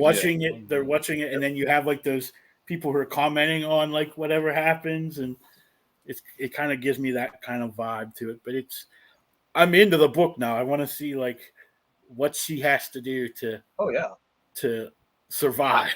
I really want more of the sports center part of it. Yeah, like the Ocho. The Ocho. Yeah. Another one of the books we had this week was Elvira in Horrorland issue 3, and this month she goes into Alien. So I noticed how we're like moving along. Like we start off in like it's moving through time. So we had Psycho, and then I can't think of the name of that movie though. The Shining, and now Alien, and at the end we see where she goes to next, and that'll be interesting just to see that. But I love it. It just feels like it reminds me of reading Mad Magazine when I was a kid. Oh yeah, like it's just like that whole feel where she knows that she's in a movie, but they don't. Right. And she's like telling Ripley all the stuff, like what's going to happen and how not to have it happen. Well, especially the introduction of the thought bubble. Yes. Because they put that in there, and she was like, I forgot what these things even existed in comic books. This is great. What if I use this all the time? And it was great how it was using that. And then you can read the cat's thought. The cat was. Yep. Yeah, it's really interesting. I think if Jonathan would read it, he would probably like it. I'll take it. Yeah, it sounds very fascinating.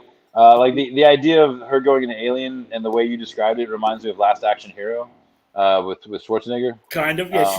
And she's the premise of the book is every time she gets into one of these movies, she has to find the remote control, and she's starting to realize that it's always in the villain's lair. Yeah. So she has to make. That. So she had to figure out who the villain was. That's more like that one movie with John Ritter, the one where they go into the TV and they do like a. Oh yeah, Stay Tuned. Yeah, that was such a nightmare. Yeah. Did you read? Did you get to read Elvira, Specs?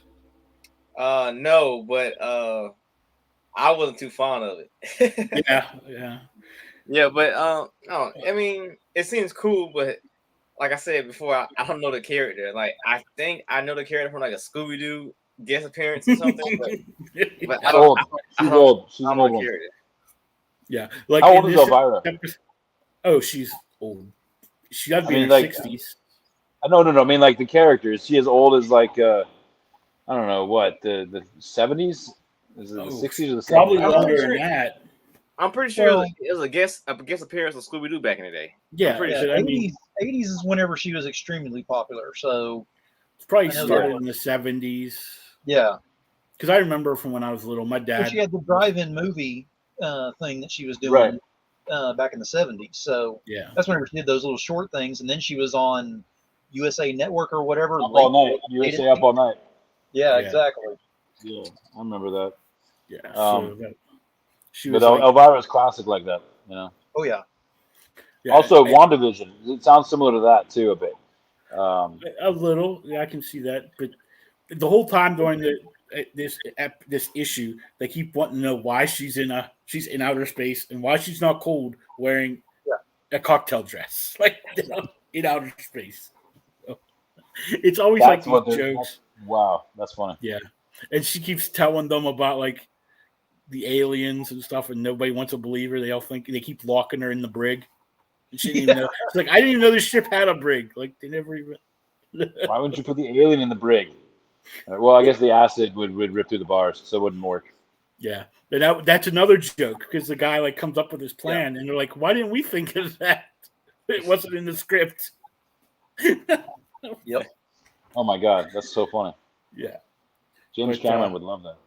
But then the other book that we had as a group was Terry Moore's Parker Girls, issue number 1. Yeah, that was confusing book for me. It was confusing. Why? Yeah, because I can't tell what girl's what, but are you saying? But I mean, it seems good. I mean, I'll read issue 2, but how can I say not spoiling it? Was a chick he met on the beach one of the Parker girls? Yeah. Okay, so now it's all confusing. As far as I know, I mean, I maybe it wasn't. Maybe not. Maybe she's the one who is responsible for the one that the other 2 Parker girls found. Oh, we seen that though, didn't we? No, we didn't. That's someone totally different. Because the one that she took care of is a guy, and they found a girl on the beach. So I think maybe I seen that, but I thought, maybe it was like a get up on man. Still looks confused. Yeah. Well, I was confused by it. Absolutely. I mean, I kept trying to go through it, and I just couldn't grasp where it was going with it. It was like the story was, it had fluidity at the beginning, and then it went to a whole different line, and then back to another one. It's like too many stories going on all at the same time in one book. If they would have spread it out, maybe it would have been a little better. Like, I think that was the point of this book. The first book was to introduce you to like the villains, if that's what you want to say. So I think the girl at the beginning who meets the guy, and they, she's part of this group that are the villains. And then the Parker girls were the 2 girls at the beach, like they come and investigate. And then the other one who's the big muscly one who is working out and whatever that group. So I think it's kind of like they're the whatever they are, investigators. Investigate. Like a Hardy Boys kind of thing? Kind of. Drew? Yeah. All right. Yeah. Now it makes more sense. The Parker Girls. Yeah. CSI, Parker Girls, SVU. That would be weird. I don't want a special victims unit on the beach. All right. I mean, because the sand gets everywhere. I do And believe. how does your icy stay icy? Like, I do believe Thank you, Phil. that the book could benefit from color. I just think that kind of is Right. the Oh, problem. grayscale. Yeah, I mean, because it's Right. just black and white. It looks like, which all of Terry Moore's books are like that, because he does everything. Like, he, he writes them, he draws them, he does all of it. So I think until you like get to know the characters, it is kind of hard to differentiate who's who and what's what, because they're all women. So you're like confused. Not saying that all women look the same, but That's a really weird statement you just made there. well, because I said you couldn't really tell them apart. Are you Brad Pitt? Do you have face blindness? I do have face blindness. That's why I don't think Clark Kent and Superman are the same person. Oh, okay. And you seen the little meme that had Batman talking crap about Superman? Yep. And he drew the glasses on him like, oh my God, Clark Kent.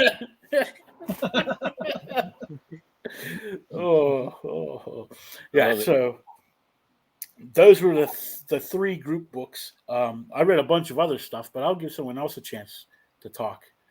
Was there any other books that you wanted to talk about, Phil, since you haven't been here for a few weeks? Was there any books? I had two books that I had chosen for this week, which I did read, and then there was one from actually two from the past 2 weeks that I missed. One of them is Do a Power Bomb. It's on issue number 3, and you know what? I can't do a review on this one unless I go into the voice. So let me go ahead and prepare myself for this one because I've been waiting to do this one. So let me. Oh yeah, Power Bomb, yeah. Got to get into the whole wrestling. Oh, cream always rises to the top.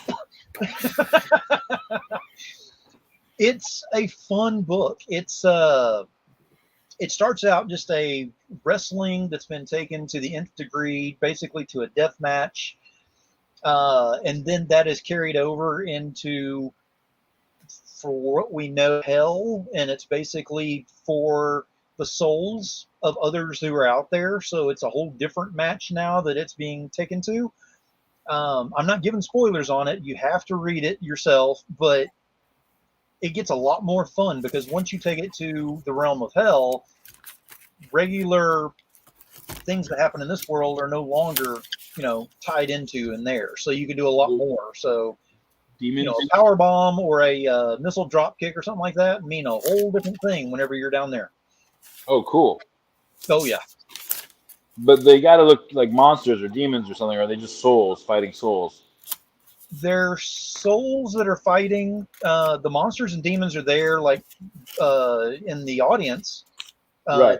Nothing's participating yet. Like I said, we're only in issue 3. That's I'm waiting to see because you can already see it. The foreshadowing is there to know that there's something bigger coming. Right. But it's the twist that they put on issue 3. The hair on my arms is standing straight up right now just because I never saw it. And it's very rare that I get to reading something and don't see it coming, especially in a series like that. So it's definitely something you want to get into. A guy named Demon Phil seeing something about demons that he's never seen before and calling it rare should be something that audience members take note of. I guess I'm thinking like R.I.P.D., Constantine, Hellraiser, like anything demon related you've seen, I'm guessing. To say that is a big deal. Oh yeah, absolutely. All right, R.I.P.D. number 2. Oh, cool. That's a weird thing that you just said there. You that's just cool. said it. You said it, and it jogged something in my brain. That's how my brain. R.I.P.D. 2. Wow. Yeah. I mean, I enjoyed R.I.P.D. 1, but it bombed, and so I'm surprised that they're making it. Exactly. They made a sequel. Yeah. They weren't released Batgirl. What the hell? I'm gonna hold on to how annoyed I am because I wanted to see Michael Keaton so bad in costume. I'm back at it.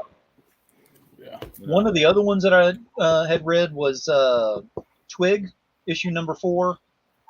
Twig is an incredibly fun series. The main character the stuff that he's going through. He's trying his best to save the world, save his world. No, I'm sorry, save reality, basically, because it's bigger than just his world. But anything and everything that could possibly go wrong is kind of the premise of the series. But it's in a fun, lighthearted way with kind of a dark background, but not horror. It's very interesting how it's done. It's a lot of fun. So, and again, the scenery involved in it is it's absolutely phenomenal. I don't even know how to describe it. It's just you flip on the pages on screen, and it's just absolutely gorgeous what you see on there. And it still goes along with the story, so it doesn't take you away. It actually draws too. Yeah. So it was done very well in that. And that's written by Scotty Young, right? Yeah, exactly. Yes. Yeah, because it gives you a lot of feel. If you're a fan of Scotty Young's other works, like I Hate Fairyland or the Middle West or whatever it was called. Yeah. It's very much in that same vein where it's, it's fun, but there's a little like dark overtones to it.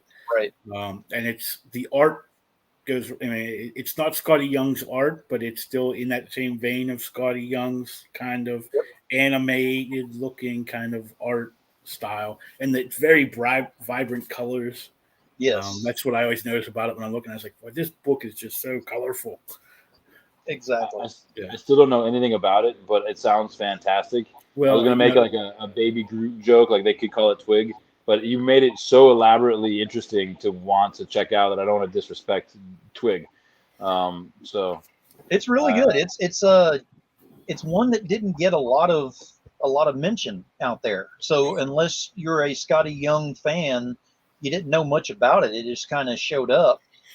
Because I am a Scotty Young fan, I wanted to see what it was, and have been keeping up with it since we did it on here, and that is definitely one that I will be keeping up with.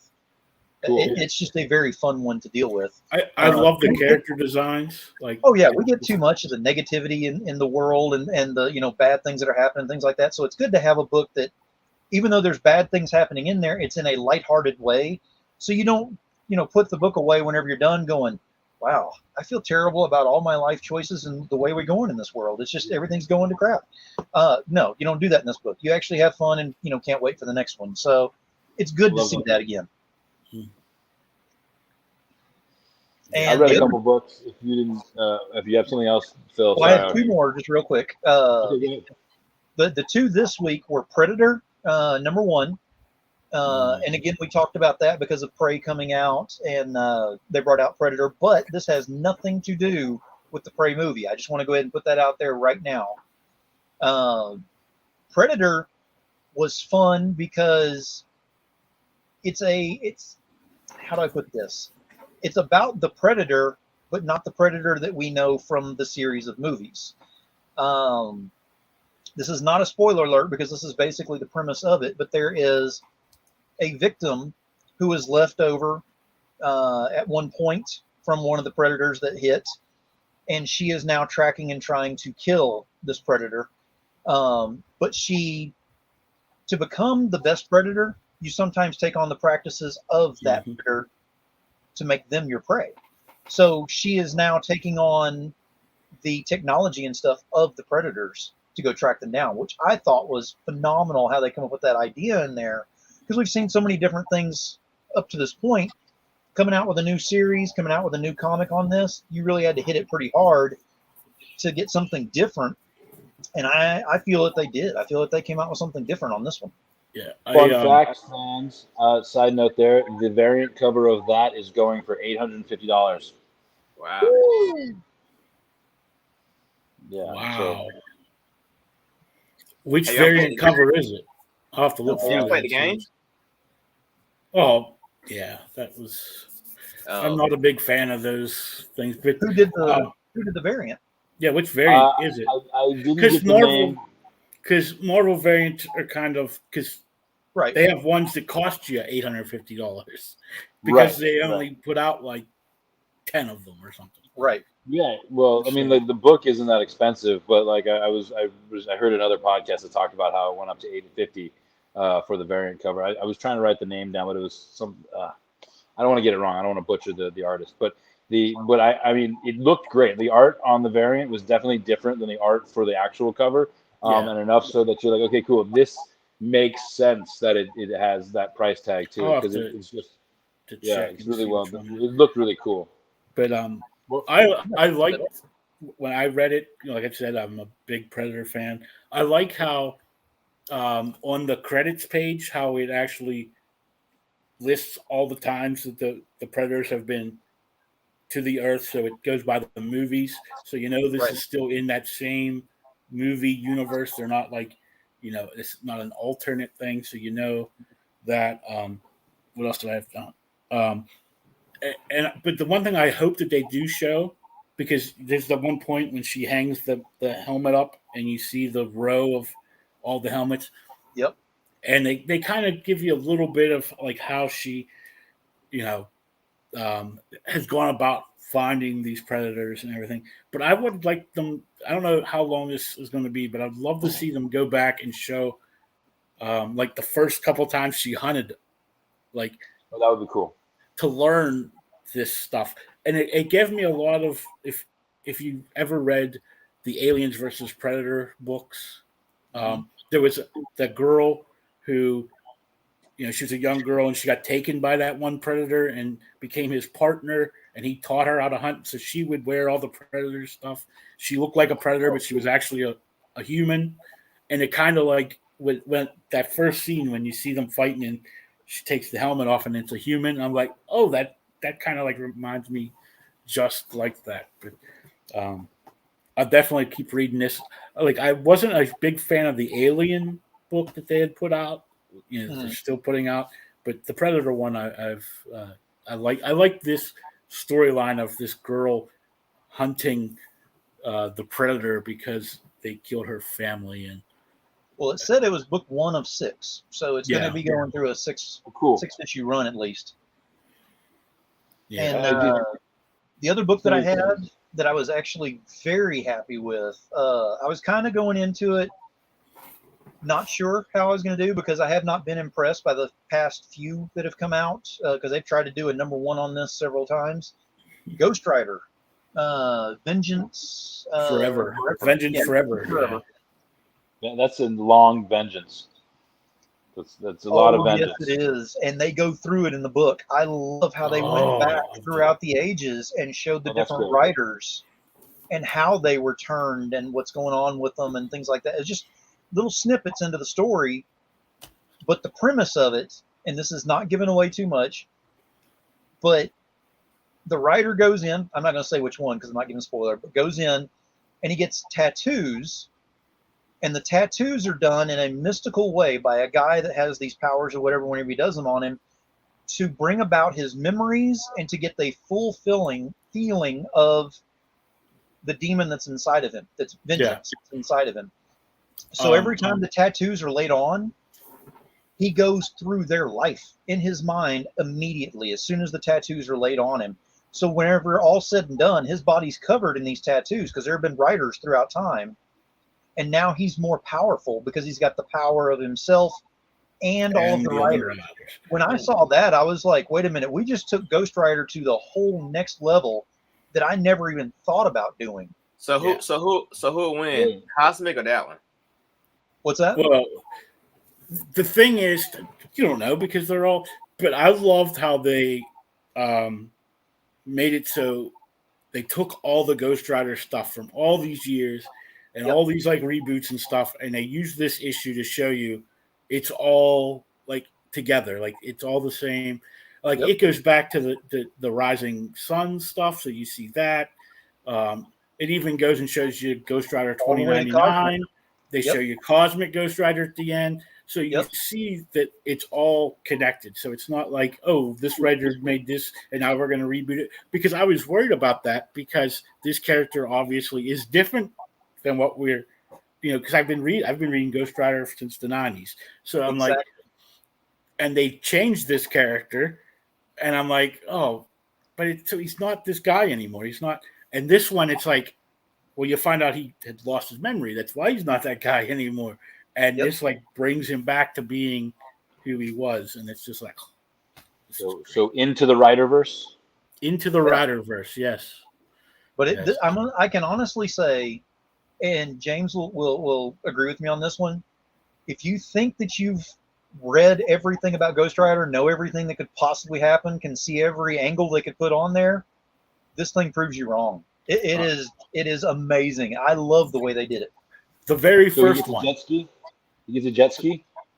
Like you said, like a way we've never thought about it before. I mean, what else does he ride? I mean, I don't know, but the very hoverboard. Here's a little glimpse. The very love first that. one they show is a bear. Okay. Yeah, Like it's Miles a bear, or is it So actual that's bear? Hollywood? he's a bear. He's a bear. Yeah. He's fighting cavemen. It's just a bear with this. He's got okay. this flaming bear skull, and he's like fighting these cavemen. It was like awesome. That's awesome. Yeah, it was. That takes the Revenant to a whole other level for me. Yeah. So now I like. At first, I was like, "Why is this coming out in the middle of this series that they have out now?" Like, it just seemed like a weird place to put it. So I'm going to go back and start this again to see like if it because that's the character that is Ghost Rider in the series now. So I'm interested to see how it goes from here. Like how now that he remembers who he is and all of his past life and. I can't tell if you're getting tired or laughing too hard at my jokes. No, I have allergies really bad, and my eyes are all guckied up. So like I'm having trouble seeing out of that eye. So I keep trying to superpower ever. Wipe the crap out of it. Allergies. Yeah. But that's all of mine. So Jonathan, if you want to talk about yours. Oh yeah, really quickly because I know we got to wrap up soon. But what is it? There's a book that's been optioned called Dark Spaces Wildfire. I don't know if you heard about it, but it's pretty cool. Check it out. It's not like you're an average. It's not a super anything really. But it's like a bunch of female firefighters who are sick of working for like jack shit pay, and so they decide to do a heist in a mansion in the middle of a fire. So there's a giant blaze going on. Excuse me. Did they set the fire? No. But you know how like Malibu was on fire a while ago, and like Kardashian and Kanye paid for private firefighters to protect their property, and like had all these real like huge homes destroyed, right? So in the idea of this book is they in the middle of the fire, and it catches at the very beginning of the book. They tell you everyone's gonna die by the end of this book, so you learn right away the ending. And when I read it, I was like, okay, how is this going to be interesting? But it's a lot more interesting than you think. The art, the story, the colors they use because of the fires, it's got elements of Backdraft, elements of like Ocean 8. It's very interesting, and I think because of that sort of variety on a firefighter storyline that I've never seen before, a heist, it's why it got picked up. I don't know who optioned it, but I think it was released by IDW. What's the name of it again? I'll look it. I don't have a pen. Just tell me. Dark Spaces Wildfire. Dark Spaces Wildfire. Here, hold on. I'm typing it in the group chat. I have a pencil. Okay. Now if I can see. And not to be too big on the theme of like the all-female thing, but I'll say again, if you are coming to Emerald City, there's a brand new book, Ala Brava, where all the 5 characters from Cade Phoenix's universe come together in their own team book, and they fight. There's a villain who's killing female politicians, and so the team gets recruited, and they have to all come together to take out that crazy villain. And so, yeah, we don't have much time left. I was going to do a whole fashion show because I got all this Ala Brava stuff for the show tomorrow. I've got like jackets and bags and headbands and the whole 9 yards. But you can go get all that stuff. She's got new keychains, everything at latinasuperheroes.com, and she's on Artist Alley, Caden Phoenix. So, but yeah, no, I look great. She painted my nails, and I got my plaid on, so I'm feeling very Seattle. Like, I'm looking California, but feeling Minnesota. Thank you. That's a Soundgarden reference, Specs. Yes, Sorry. yes, I know. I was thinking. I just saw your face like I don't get it. No, I got it. I was trying to think of something else and then it slipped. There's Did it go into the black hole sun? No, a movie was like in the early '90s with Keanu Reeves and My Own Private Idaho. That's like you were saying all these states, and it made me think of that. I told you my brain works in weird ways. All of us do. All of us. Our brains all work in weird ways. Sorry for putting it all out there, guys. But I'm grateful for this great show. But we have a couple more. We still have to get to Specs. Specs had read a bunch of books. Well, I keep it short and sweet since we know time limit. Oh, I still had 2 more books to go through, but go ahead. But so I guess I don't know the volume in it, but I read a good chunk of the X-Men books in volume 2 after the John the Hitman stuff, the Reign of X. I think they're going back and changing what he wrote the first volume because like Deadpool. He got rid of Deadpool in his volume, but now they're bringing Deadpool back. Yeah, like after the first a popular demand. No, the basically, first like the first gala, he like snuck in. Yeah.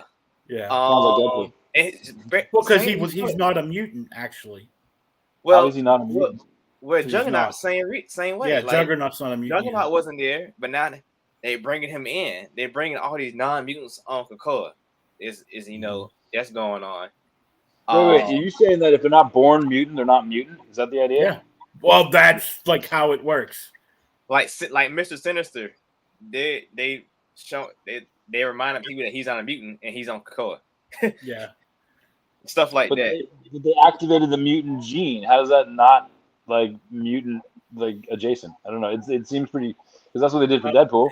If you read the Deadpool things, though, he was not a mutant. He got his powers through the Weapon X program. Right, yeah, through the Weapon X. Okay, yeah. So he like, was not if he had a mutant power, it'd be cancer. Yeah. It'd be cancer, yeah. It's exactly the worst power. Nobody wants that. Yeah, but the stories I read was X-Men Red is basically turning Magneto into different like Magneto and Storm into Magneto because they basically make the Brotherhood and on Mars. Which you see Storm going like off the rails, like even towards Black Panther, she's just going off the hinges. Like I think it's building towards a civil war between the mutants because the whole Morgan McTaggart thing is coming out. As well as I don't remember reading it, but apparently they didn't know they was putting mutants inside the ground in like their own personal hell. So like the Sabretooth thing. Yeah, and the Orphan Maker and all them. Yeah. And Toad. So now that secret's coming out on top of the Morgan Taggart thing's coming out, and it's one more Madeline secret. Pryor, did they mention her? Yeah, well, they won't bring her back because she's not a mutant. She's a clone. And that set Havoc off because that's Havoc's, which I never understood. I always thought that his love of his life was. They didn't bring her back. No, they didn't. How did they not? I thought there's a new. I thought they brought him back and they went upstairs and did whatever. No, not Madeline Pryor. They wouldn't bring her back. Well, she's going to be back soon. They're doing the Dark Web series, so yeah. But there'll probably be a clone of the clone. A clone. Yeah. Yeah. Right. Well, I mean, but that still has the mutant gene in it. I mean, and no pun intended. She can come because she's a mutant, but Deadpool can't because he's not a mutant. Right. Okay, I get you. Okay, so the clone could be a mutant, but a Weapon X guy can't be a mutant. Yeah, like all Wolverine's daughters are clones. Right. Yeah, exactly. They're clones, but they're still mutants because because they have the gene. Okay, they have it all a makes cloned sense. mutant gene. Yeah. Gotcha. They bring it they keep bringing back characters like Xavier's sister Cassandra Nova. They brought her back. Why? Is she doing They're stupid. That was in Marauders. What? But I don't remember her being this OP back in the day. She was always that was the whole point of her being like the big bad. Like, I mean, just like that though. Like, she's nasty. Yeah, you have to go way back to when they first brought her in. Okay. What else? So Sabretooth's getting his own team. You know, that's great. the team is the Exiles. So I'll get that book. back in the day, it was a time displaced, but now I don't know how they're going to do it. I But, think it's It was is the it Age the of people Apocalypse, that wasn't it? no, it was the Exiles were like this group of random characters from different universes. I remember they had like the animated Wolverine and like all these other characters. Like they had Blink from Age of Apocalypse. Remember Blink? Yeah. Yeah. Well, Blink's a main character now in Legion of X with Nightcrawler. So I mean, it's weird. Well, because you always forget, like everyone always thinks of Blink from Age of Apocalypse, but she was actually introduced in the Phalanx, like in the actual 616, but she got killed like really quick, like in that storyline. With the Warpath thing. Well, yeah, but in the Phalanx storyline when they first brought in Generation X. Right, exactly. Back then, she was in that storyline, and she gets killed during that storyline. So she's introduced and killed like within a few issues, and then she comes back when they do Age of Apocalypse, like she's still alive in there. So that's what everyone always thinks of her as. They put her in the TV show too. That had Gifted. Gifted, right?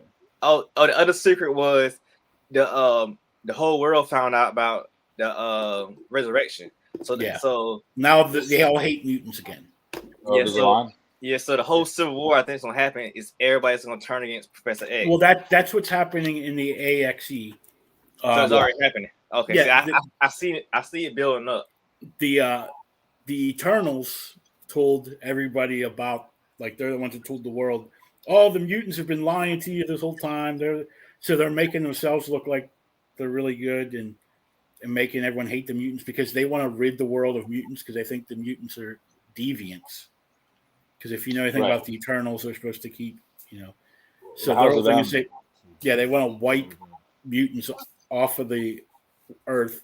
And then the Avengers have this idea to bring back, their base has been that Eternal or that Celestial, the dead Celestial.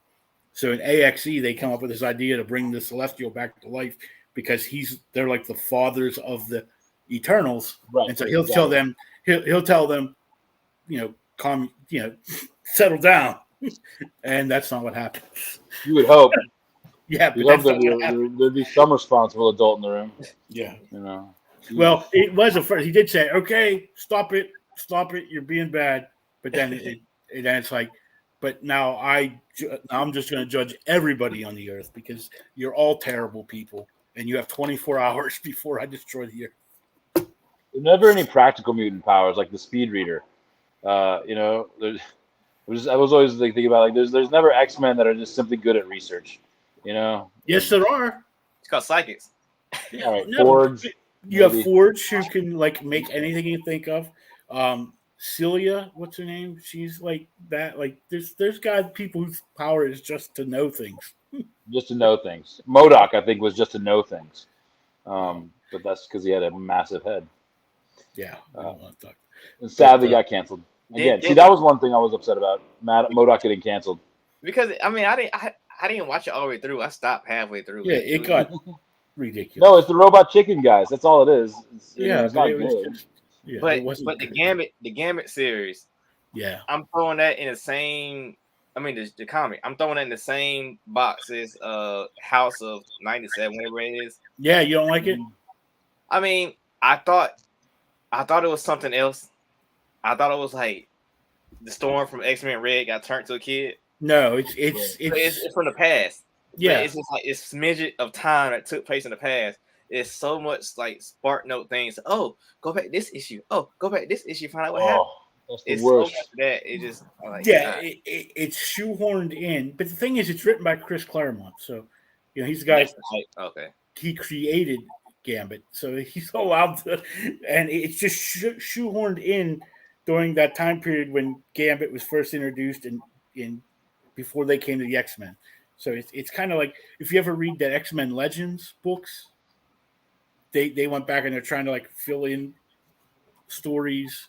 Okay, that's okay. And that's kind of what it's doing. It's kind of just like shoehorning its way in this it's like a little smidget. Yeah. And this is something that happened in this little 3 days in between the story. But I never knew who Orphan Maker was and the nanny. I never knew who they were.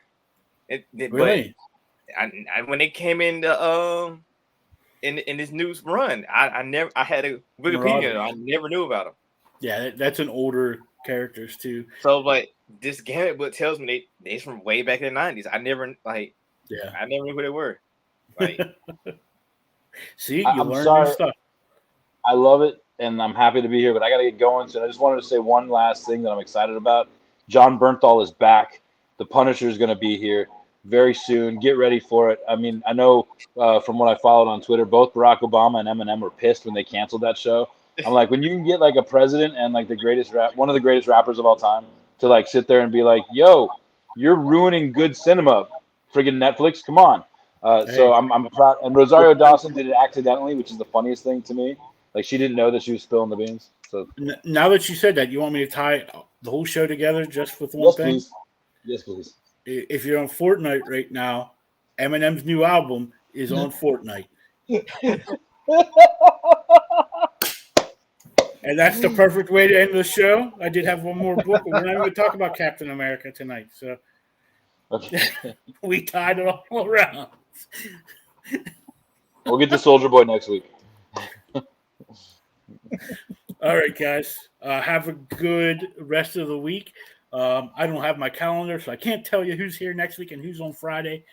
So I dropped the ball there. But there'll be some good books coming out tomorrow or today, I guess. I'll have a new list for us in the morning. So we'll have, I guarantee you, Grimm is going to be coming out, the new issue of Grimm. I've been working on Stephanie and Flaviano to try to get them to come on, like every week. So hopefully, like when they get done with this book, I could get them to come on at some point. Stephanie's a little bit harder because she's like working everywhere. Like she works for DC. She's like writing. Oh, there was something I did see. Oh, Mark Silvestri is going to be doing a Batman book. So there's that. I just read that today too. So cool. So it's always good to see Mark Silvestri still getting work. Because he don't make enough money from Top Cop. So. But anyways, good week, everybody. Have a great weekend, and the Comic Book Geeks will be back next Wednesday with all your new comic book stuffs. Good night. Good night.